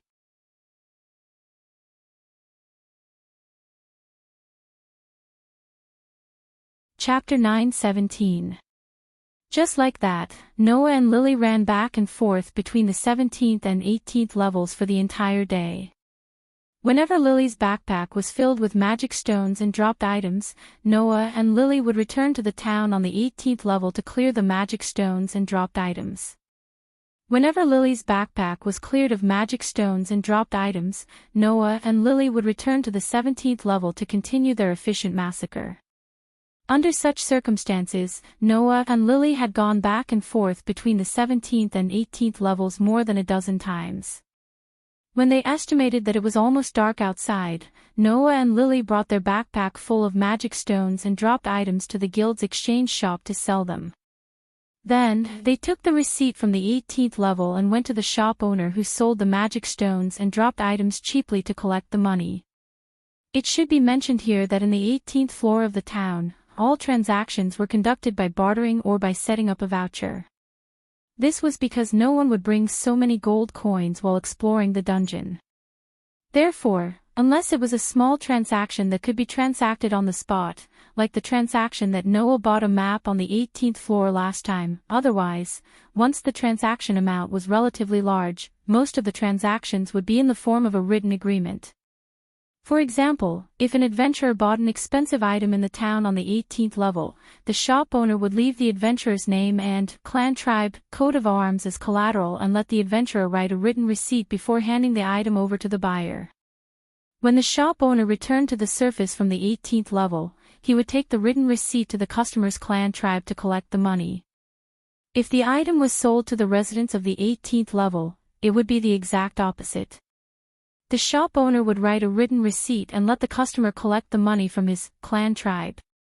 Noah and Lily had sold a large amount of magic stones and dropped items on the 18th level, so naturally, it was not a transaction that could be carried out on the spot. Therefore, when Noah and Lily returned from the dungeon, they had the written receipt from the shop owner who had bought their magic stones and dropped items. After returning to the surface, they immediately went to the other party's clan tribe to collect the money. Thus, after a whole day of hard work, the two of them reaped an astonishing harvest. At least, after receiving the money and coming out of the base camp, Lily was stunned when she saw the two big money bags full of gold coins in her arms. She didn't react for quite a while. In the end, Lily could only murmur in her sleep. 1,280,000 Varus, 1,280,000 Varus. This was Noah's and Lily's harvest after a day. You're lying, right? Lily tightly hugged the big purse full of gold coins. She was in a trance. He can earn so much in just one day. If it weren't for those guys on the 18th floor, it would have been even more. Noah glanced at the dazed Lily and shook his head. If you think it's not real, you can go and bite it when you get home to confirm it. Half of it is yours. Lily finally reacted. She turned to look at Noah and asked with uncertainty, half of it is mine. Lord Noah, do you really intend to give half to Lily? Why? Noah shrugged. If you think it's too little, then I'll take a little less. Originally, Noah had spent an entire day running back and forth between the 17th and 18th floors because of Lily. Although he didn't know what difficulties Lily had, it was certain that this child was in need of money. Ever since he obtained the Gate of Babylon, Noah had become richer than anyone else. In addition, even if the gold and silver treasures in the Gate of Babylon were used up, the treasure vault would treat them as consumables and automatically replenish them. No matter how much Noah used them, he would never be able to use up all the treasures in there. In this way, Noah would no longer have any monetary problems. Therefore, Noah could actually directly help Lily solve her monetary problems. However, if he were to use such a method to help Lily, who was extremely disgusted with adventurers, it would definitely hurt her little bit of self-esteem. It would make Lily think that Noah, the highest level adventurer who could compete with Orly's only LV7, was pitying her. In order to prevent Lily from having such thoughts, Noah chose to use such a strenuous method to help Lily. Of course, for today's harvest, Noah actually didn't want to take it. He just felt that if he didn't take it, it would be no different from directly giving money to Lily. It was very likely that it would make Lily take it too hard, which was why he wanted to help Lily in the form of a disguised form of dividends. In any case, Lily didn't know that Noah had a gate of Babylon that could automatically recycle items and would never be full no matter how many items were stored in it. Then, there was nothing wrong with letting Lily receive the bonus as a supporter, right? The facts proved that Noah's idea was indeed correct. Is Lord Noah pitying Lily? Lily lowered her head, and her voice was more or less filled with a trace of malice. What did Lily do to deserve so much bonus? Why not? Noah said indifferently. We formed a team to enter the dungeon today. According to the team rules, isn't it normal to split the loot equally? But Lily is only a porter. At most, I'm only picking up items. It's all because of Lord Noah's hard work that I have such a huge harvest. Lily hugged the money bag tightly, and her voice started to have obvious emotions. If it were other adventurers, not to mention splitting the loot, wouldn't it be possible for them to monopolize the loot? Upon hearing that, Noah suddenly laughed. You said it yourself, it's other adventurers. Lily choked. Was Noah rebutting Lily's previous thoughts? None of the adventurers in that world were good people. All in all, we'll split today's harvest in half. You can take 640,000 Varys. Noah made such a decision without any hesitation. I only want to know if you're still short of money. Lily was silent for a while before speaking with a complicated expression. I think it's still not enough. Is it? Noah shrugged his shoulders. If that's the case, tomorrow at the same time, let's gather in front of the fountain in the central plaza. After saying that, Noah took a purse from Lily's arms and slung it over his shoulder. He then waved his hand and walked in another direction. Looking at Noah's back view, Lily hugged the money bag tightly, and her gaze became more and more complicated. Undoubtedly, he's a tyrant. Why is he so gentle to Lily? Lily, I don't understand. Lily, who was muttering, didn't notice. In a corner not far away, a few male adventurers were hiding there. They clearly saw the money bag full of gold coins in Lily's arms. They looked at each other, and the corner of their mouth curved into a rather ferocious arc. The next day, at the same time as yesterday, Noah went straight out of the door and walked in the direction of the central plaza. The surrounding people were still pointing at Noah and gossiping about him as usual. Under the awe and curiosity of almost everyone on the street, Noah walked into the central plaza as if it had nothing to do with him and came to the front of the fountain. To Noah's surprise, Lily wasn't waiting here today. What's the matter? Noah frowned. Did that child give up? As soon as this sentence fell, a cheerful voice sounded behind Noah. Sir Noah is really rude. How could Lily leave the team without Sir Noah's consent? Hearing this cheerful voice, Noah turned his head and looked behind him. He immediately saw the petite girl carrying a big backpack. Today, the indifference and vigilance on Lily's face disappeared. Just like the first time they met, there was a sunflower-like smile on her face. Good morning, Sir Noah.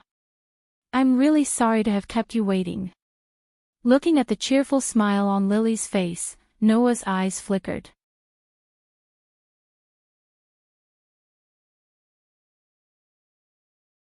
Chapter 9:18. Noah narrowed his eyes and said straightforwardly when he saw Lily smiling as cheerfully and adorably as when they met for the first time. What happened? What do you mean, what happened? Lily tilted her head with a puzzled look. What happened to Lily? Noah didn't say anything and just stared at Lily. When they met for the first time, Lily was also as cheerful and cute as she was now. However, at that time, Lily was simply acting cheerful and cute. There wasn't even a trace of innocence in her eyes. Instead, there was an extremely deep malice hidden in them. Lily today was the same as at that time. She was acting the same on the surface, but her heart wasn't as lively and cheerful as she looked on the surface. If he still couldn't determine what happened to Lily that led to such an attitude, then Noah should go home, wash up, and sleep. However, Lily clearly didn't intend to explain, nor did she intend to open her heart to Noah. By the way, Sir Noah, Lily wants to apologize to you here. Saying that, Lily lowered her head to Noah. Today, can you please give Lily a day off? A day off? Noah raised his eyebrows and said with a smile that wasn't a smile. Aren't you short on money? Why don't you push away the job that can earn you at least a few 100,000 veris a day? That can't be helped. Lily's smile didn't diminish. Although Lily feels very pained, today is the monthly gathering of Lily's clan tribe.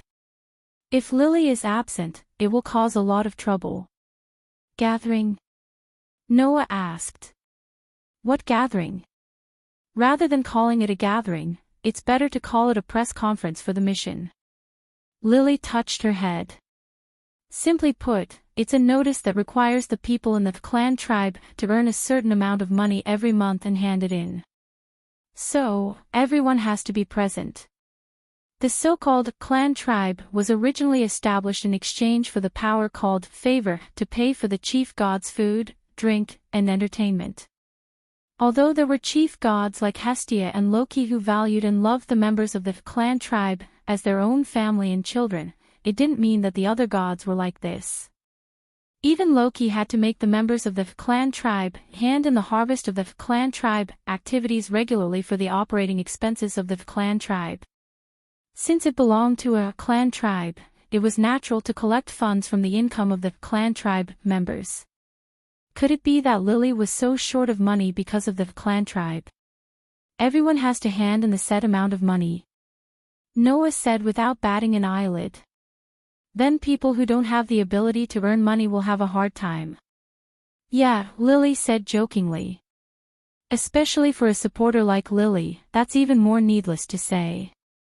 Lily, who had been talking to Noah as if she was pretending from the beginning, only when she said this sentence did her tone finally carry the same emotion as yesterday. It was an emotion called hatred and disgust.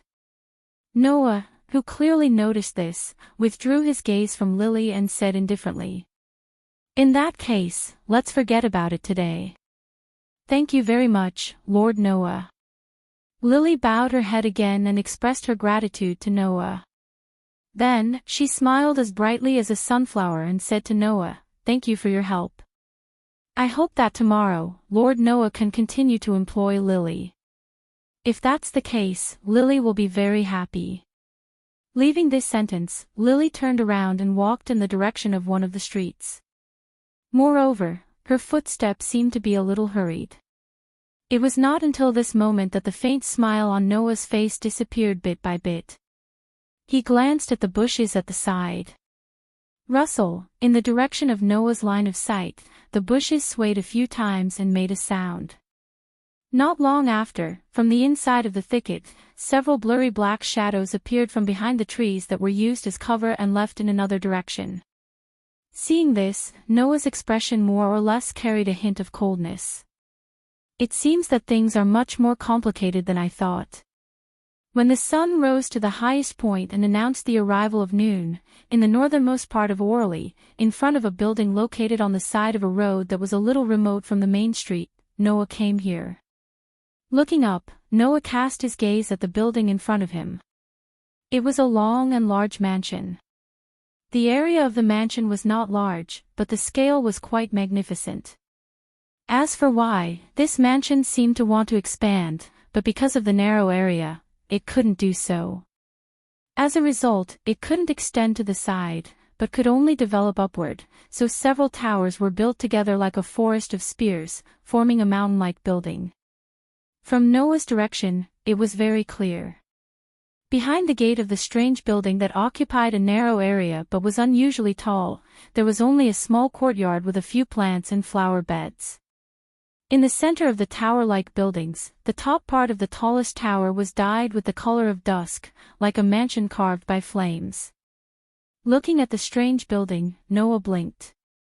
This is the headquarters of the Loki's clan. Noah hasn't been here before. Therefore, Noah only knew that the headquarters of the Loki's clan, one of the two kings of Orly, was here. Now that he saw it, Noah was even more certain that this was the headquarters of the Loki's clan. Because, except for a god with a strange temperament like Loki, no one would want to build a building like this. Immediately, Noah walked in the direction of the gate. Next to the gate, there were two guards. When one of the guards saw Noah coming directly here, he immediately raised the spear in his hand and pointed it in the direction of Noah. "Stop!" As soon as he shouted, the other guard fiercely pulled his companion and scolded in a low voice. "Are you crazy? Look at who that guy is." "Ha!" The guard saw Noah's appearance clearly, and his eyes widened. "Tyrant!" Ignoring the nervous look of the two guards, Noah stepped forward and said, "Can you help me call Loki out?" Hearing Noah's words, the two guards became even more nervous. "Loki? Loki? You? What do you want to do?" It was no wonder that the two guards were so nervous. Originally, there were many factional problems between the clan and the clan, which made the clan of the gods wary of each other under normal circumstances. Now, not long ago, Noah had single-handedly taken care of a god of Apollo. Now, Noah, who was at the peak of his power in Eulalia's world, directly stated that he wanted to meet the god of Apollo's god of Apollo. "I have something to ask of your clan's god." Noah shrugged. "If it's convenient, you can help me pass the message." If it had been someone else, the two guards would have probably beaten them up. But Noah was extremely popular among the gods, and even the two clan gods of Loki and Freya's clan wanted to recruit him. This was something that everyone in Eulalia knew. The two guards looked at each other, and then one of them nodded and said to Noah, "Let's go." Noah said to him, "Please wait here for a moment." Noah naturally had no objection and nodded in agreement. The two guards breathed a sigh of relief and let one of them enter the door to pass the message. After some time, there was a commotion at the door. When the door was opened, a figure flew out from the door and pounced on Noah. "Little guy.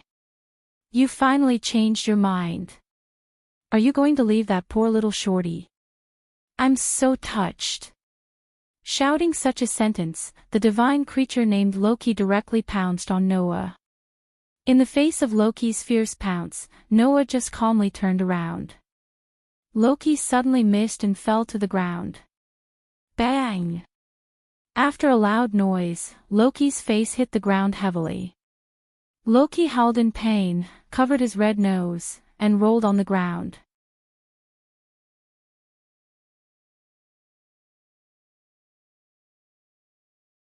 Chapter 9:19. Nose. Nose. Lying on the ground, Loki rolled on the ground while covering his nose.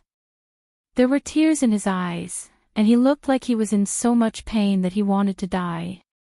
As expected of the tyrant.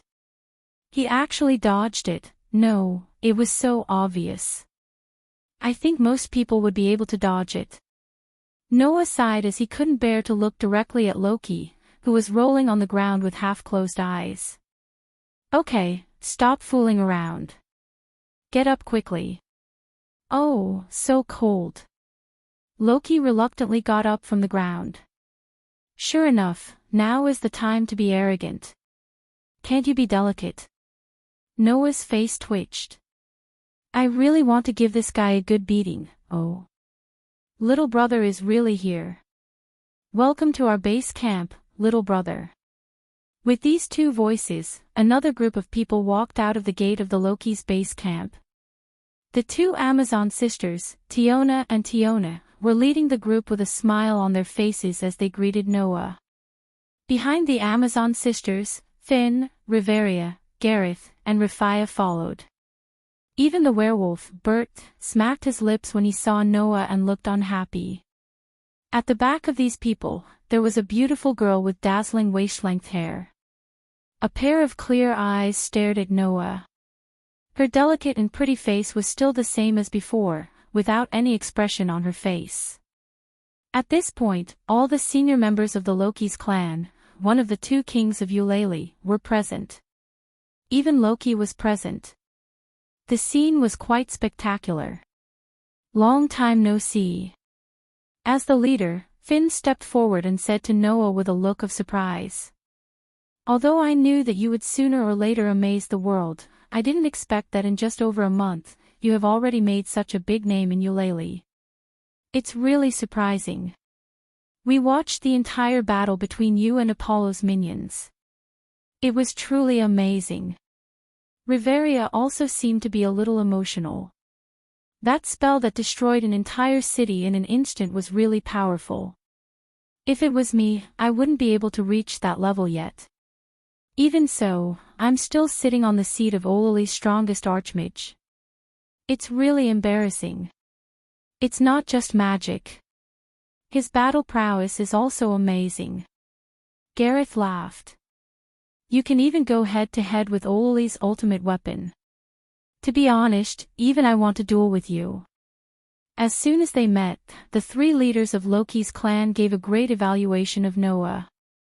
However, no one present found it strange.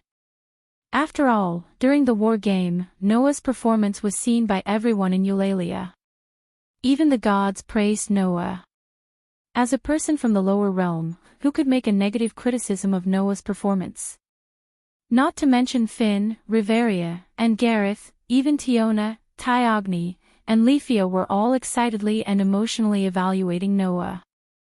Although Aze didn't say anything, her pair of eyes that were staring at Noah had already revealed her feelings in her heart. Only Bert put his hands in his pockets with a look of disdain. What's there to be surprised about? It's just taking care of a random clan that didn't even have a LV4 member. Everyone present was used to Bert's rude remarks, so almost no one paid attention to Bert. This made the displeasure on Bert's face more intense, but he didn't say anything. He turned his head away with an unruly look. By the way, Riveria also said that you, little guy, seem to be able to use innate magic that doesn't require a specific bloodline. Anyone can learn it, right? Loki also put his hands in his pockets and looked at Noah. His squinted eyes opened slightly. Could it be that the magic that destroyed the city is also the kind of innate magic that anyone can learn? Loki's profound words made all the higher-ups of Loki's clan turn their eyes to Noah. Obviously, they were also very concerned about this issue. Especially Aze, who looked at Noah with some expectation in her eyes. In this regard, Noah just curled his lips. Sorry, that's not innate magic. The only magic I can teach people is the crush. Hearing Noah's answer, many people secretly breathed a sigh of relief. Including Loki. If the kind of magic that made the gods feel threatened was like the crush magic, a kind of innate magic that could be learned by anyone, just thinking about it made people feel uneasy. At least, Loki absolutely didn't want to see the streets full of people learn that kind of magic. Unfortunately, Loki didn't know that it wasn't magic. It was the same level of divine power as the gods, called authority. Naturally, it was impossible for anyone to learn it. Only Aze, whose eyes began to look a little dejected.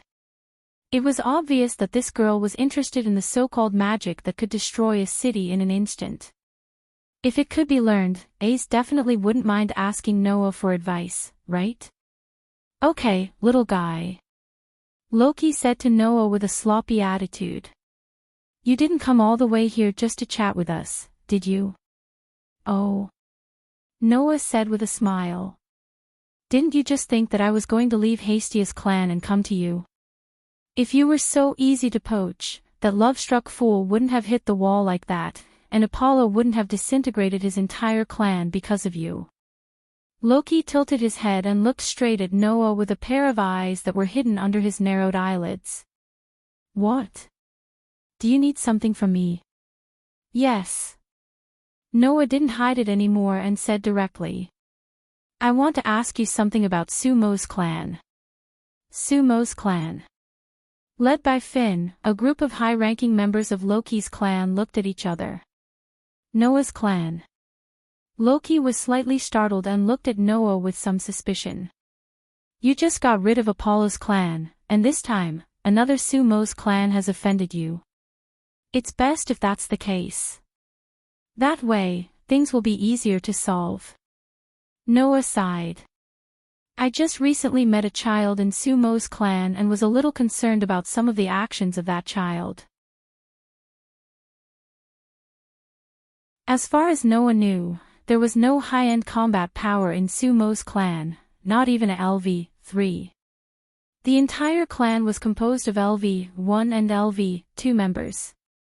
However, although the members of this clan did not have high-end combat power, the number of members was quite large, so in terms of power, it could be regarded as the backbone of the entire O'Reilly clan.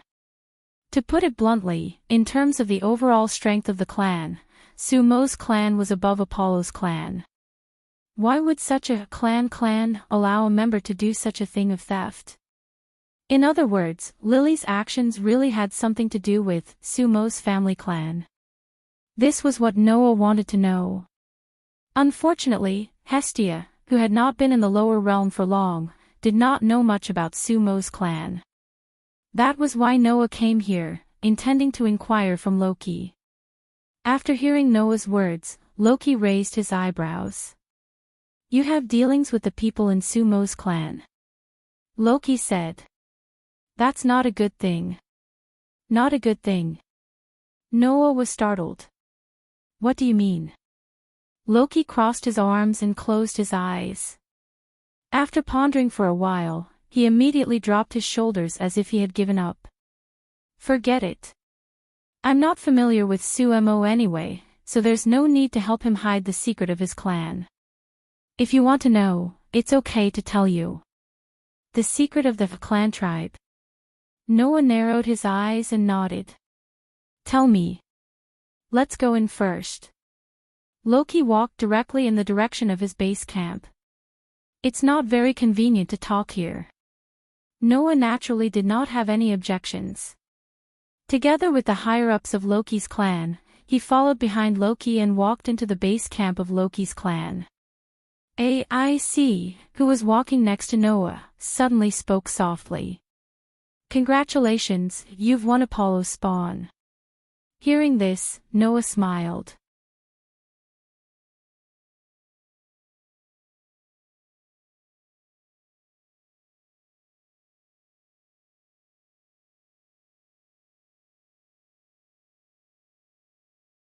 Making the divine wine with human hands, that's something that only people with mysterious abilities can do, which is the so-called miracle. Loki's tone carried a little awe. In the end, Sumo made the miraculous wine in the state of an ordinary person that only mysterious abilities can make. If that's not perverted, then what is? That kind of thing, it doesn't matter. Noah's brows were deeply furrowed. Sumo actually used that wine, which is no different from drugs, for the people of the clan tribe to use. There's something wrong with your statement. No, it should be said that my previous expression was a little wrong, Loki explained. Although it can make people drunk, at best, it's just wine. It can't be called a drug. Although it can bring people unimaginable pleasure, there's no harm in it. After a period of time, they will naturally wake up, just like how drunk people will eventually wake up. High-level adventurers can greatly increase their resistance to that kind of intoxication, so it's very difficult for people of LV2 and above to get drunk.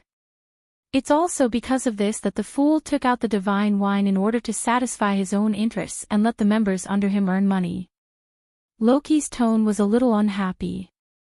In order to increase the enthusiasm of the members of the clan tribe to earn money, that fool took out the divine wine as a prize. As long as they earned more than a certain amount of operating expenses set by the clan tribe, they would be able to drink a small mouthful of the divine wine. As for the consequences, it goes without saying, right? Noah was immediately speechless. Even the four girls, Aze, Tiona, Tyogni, and Raphaia, began to tremble. What were the consequences? Did it even need to be said? After tasting the divine wine, the members of Sumo's clan tribe, who were captured by the divine wine, would want to taste it again no matter what. And because only those who earned more than a certain amount of operating expenses could receive the divine wine as a reward, it naturally turned these people into people who crazily pursued money like gamblers. You have dealings with the people of Sumo's clan tribe, right? Loki looked straight at Noah. Then you have to be careful. Otherwise, even if it's you, you'll be pestered by those crazy people. Noah fell silent. Did that child also want to get money for this purpose?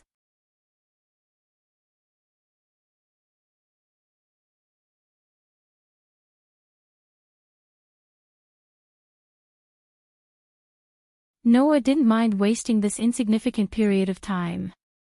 But if Lily didn't come at that time and gave up the opportunity, Noah wouldn't force it. After all, it was Lily's choice. But it was different now. Back then, we were only considered as people who had met once or twice. Because you seemed to be a person with a story and difficulties, I chose to give you a chance. If you didn't seize the opportunity, I wouldn't continue to interfere, Noah said as if it was a matter of fact. And now, I've fully involved your matter. So, it isn't my style to not do it to the end. Fully involved Lily's matter. Lily's eyes glinted, but the forced smile on her face was still there. Lily doesn't quite understand Lord Noah's words. What do you mean? Noah didn't answer. He only smiled and said such a sentence. Compared to that, Lily, don't you have anything to say about being late? I'm sorry. Lily fell silent for a moment and lowered her head. Lily is late. And? Noah asked unyieldingly. What's the reason for being late? Today, Lord Noah feels very unyielding. Lily's smile began to be tinged with a trace of anxiety. Lily was only delayed by the matters of the clan tribe. Didn't Lily apologize to Lord Noah here? But, rather than an apology, I want to know the specific reason. Noah looked into Lily's eyes. Or, did you not think of a reason at all? You were deliberately late, hoping that I would leave and give up on continuing to team up with you. The bright sunflower-like smile on Lily's face froze on her face. Even her tone became stubborn. Lord Noah, what are you talking about? Lee. How could Lily deliberately give up the opportunity to make a lot of money with Lord Noah? Make a lot of money. Noah suddenly laughed. The amount of money we've earned is really not much, is it? Lord Noah, what kind of joke is this? Lily could not help but laugh. Earning millions of Varys in a day, this kind of harvest is not much. Then what is considered a lot? No matter how much it is, it's only the two of us who are earning. It can't be compared to those who are really making a lot of money. Noah shrugged. For example, the wine that your Sumo's clan tribe is selling, I heard that it's only a bottle, and the market price is at least 60,000 Varys. Moreover, that wine seems to be a failed product. If you sell the finished product, then you'll really make a lot of money, right? The smile on Lily's face had gradually faded, and it was replaced by an unconcealable heaviness. She lowered her head and said so. Lord Noah knows a lot. He even knows that the wine sold in the market is a failed product. I just heard about it from a friend. Noah did not seem to notice Lily's abnormality. He crossed his arms and said so with a smile. Lily wants to make a lot of money. Then why don't we also sell wine? Lord Noah is joking again. Lily smiled unnaturally.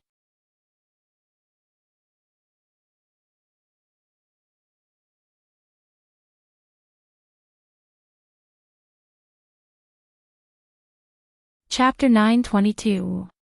When the sweet aroma of the wine spread throughout the central square, the surrounding adventurers and supporters who were aiming for the dungeon of the Tower of Babel all stopped in their tracks subconsciously. Their faces were more or less flushed. Some people were already drunk just by smelling the aroma of the wine. Of course, it did not mean that they were drunk, but as Loki said, they were intoxicated. Unlike the surrounding people who revealed intoxicated expressions, Lily's face turned ghastly pale the moment she smelled the aroma of the wine. Lily had only smelled a wine with such an intoxicating aroma from one kind of wine. That was the divine wine brewed by the Lord God and Sumo's clan, with a miraculous production method that was similar to the mysterious development ability of humans. Although the taste of the wine was different, the inconceivable power that could intoxicate one's heart in an instant was completely carved from the same mold. Therefore, when she smelled the intoxicating aroma of the wine, Lily did not become intoxicated like the people around her. Instead, she began to slowly retreat, and her pretty face kept turning pale. At this moment, Lily no longer doubted Noah's words. There was no doubt that the bottle of wine in Noah's hand was not inferior to the divine wine made by Sumo in terms of quality, taste, and wonder. This is the wine made by Bacchus, the god of wine in Roman mythology. Therefore, that god is also known as the god of wine. It was as if Noah didn't see Lily's reaction at all. His empty hand reached into the golden ripples that had yet to disappear, and he took out a wine glass made of pure gold. He then poured the wine that was filled with an intoxicating aroma into the glass. Legend has it that the wine brewed by the god of wine, Bacchus, has a strange effect of intoxicating people.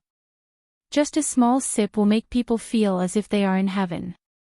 I haven't tasted Sumo's divine wine, but I can guarantee that this wine will never lose to that divine wine, even if it is a finished product. As soon as he finished speaking, Noah placed the wine glass filled with red wine in front of Lily. His deep eyes stared intently at her pale face. You should have tasted Sumo's divine wine. Why don't you have a drink too? Let's see if the divine wine brewed by the god of wine is better than Sumo's divine wine. Is it worth selling?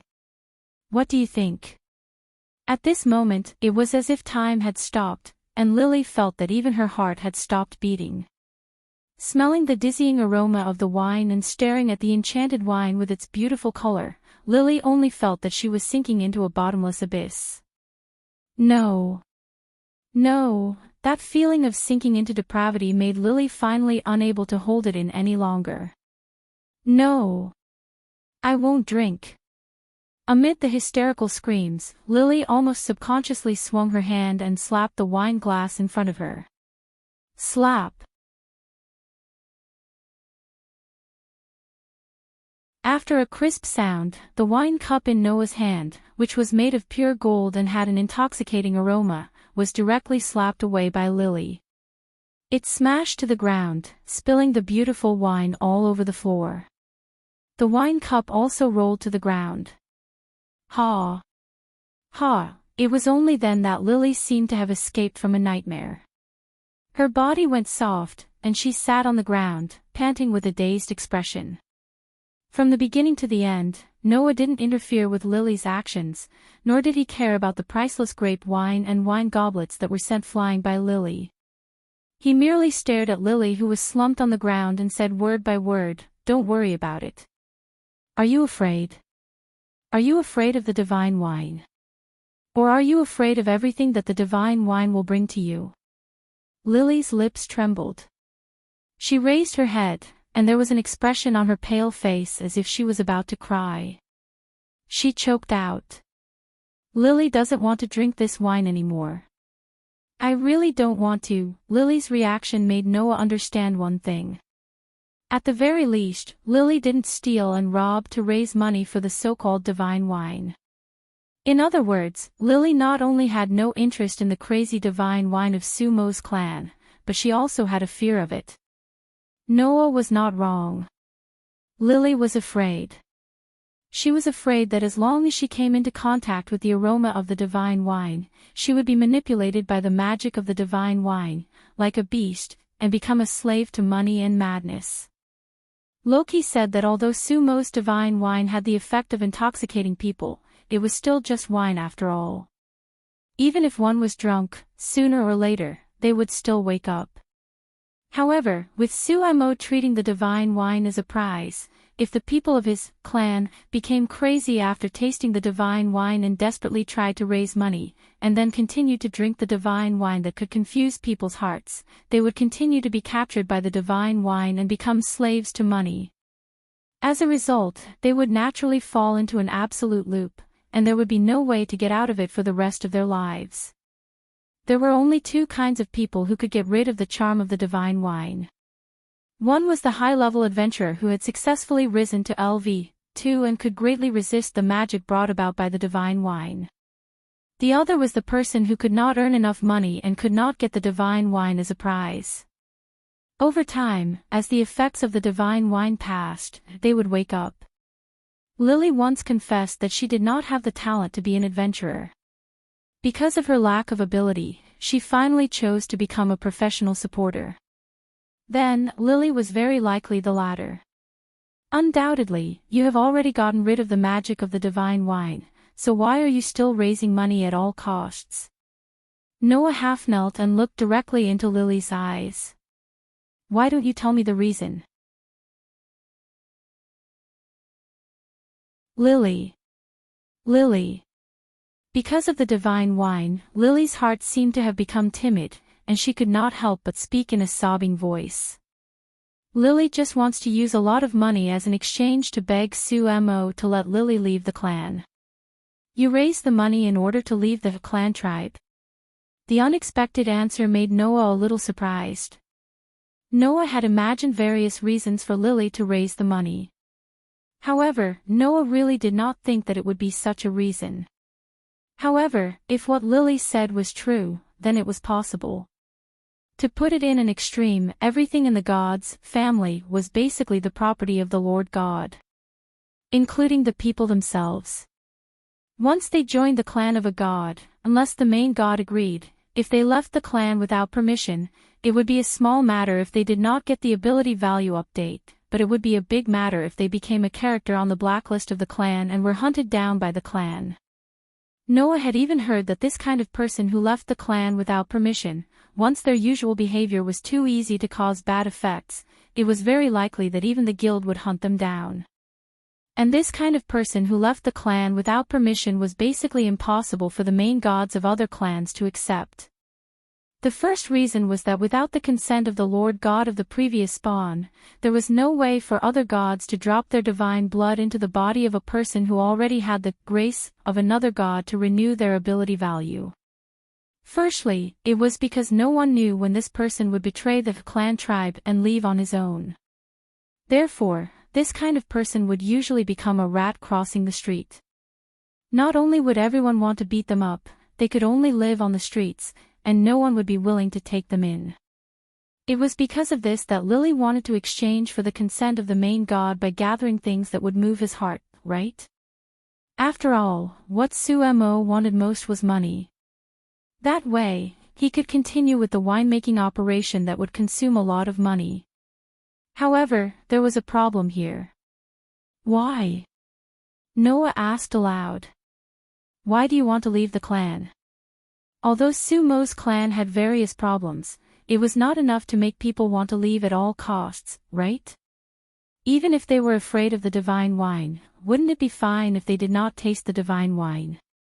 Could it be that Sumo would force others to drink the divine wine? Lily trembled all over and bit her lip tightly, as if she had found an outlet to vent, and clear tears flowed from the corners of her eyes. What Lily wants has nothing to do with Master Noah. After saying this, Lily stood up before Noah could react and fled into the bushes next to her. Wait! Noah was shocked.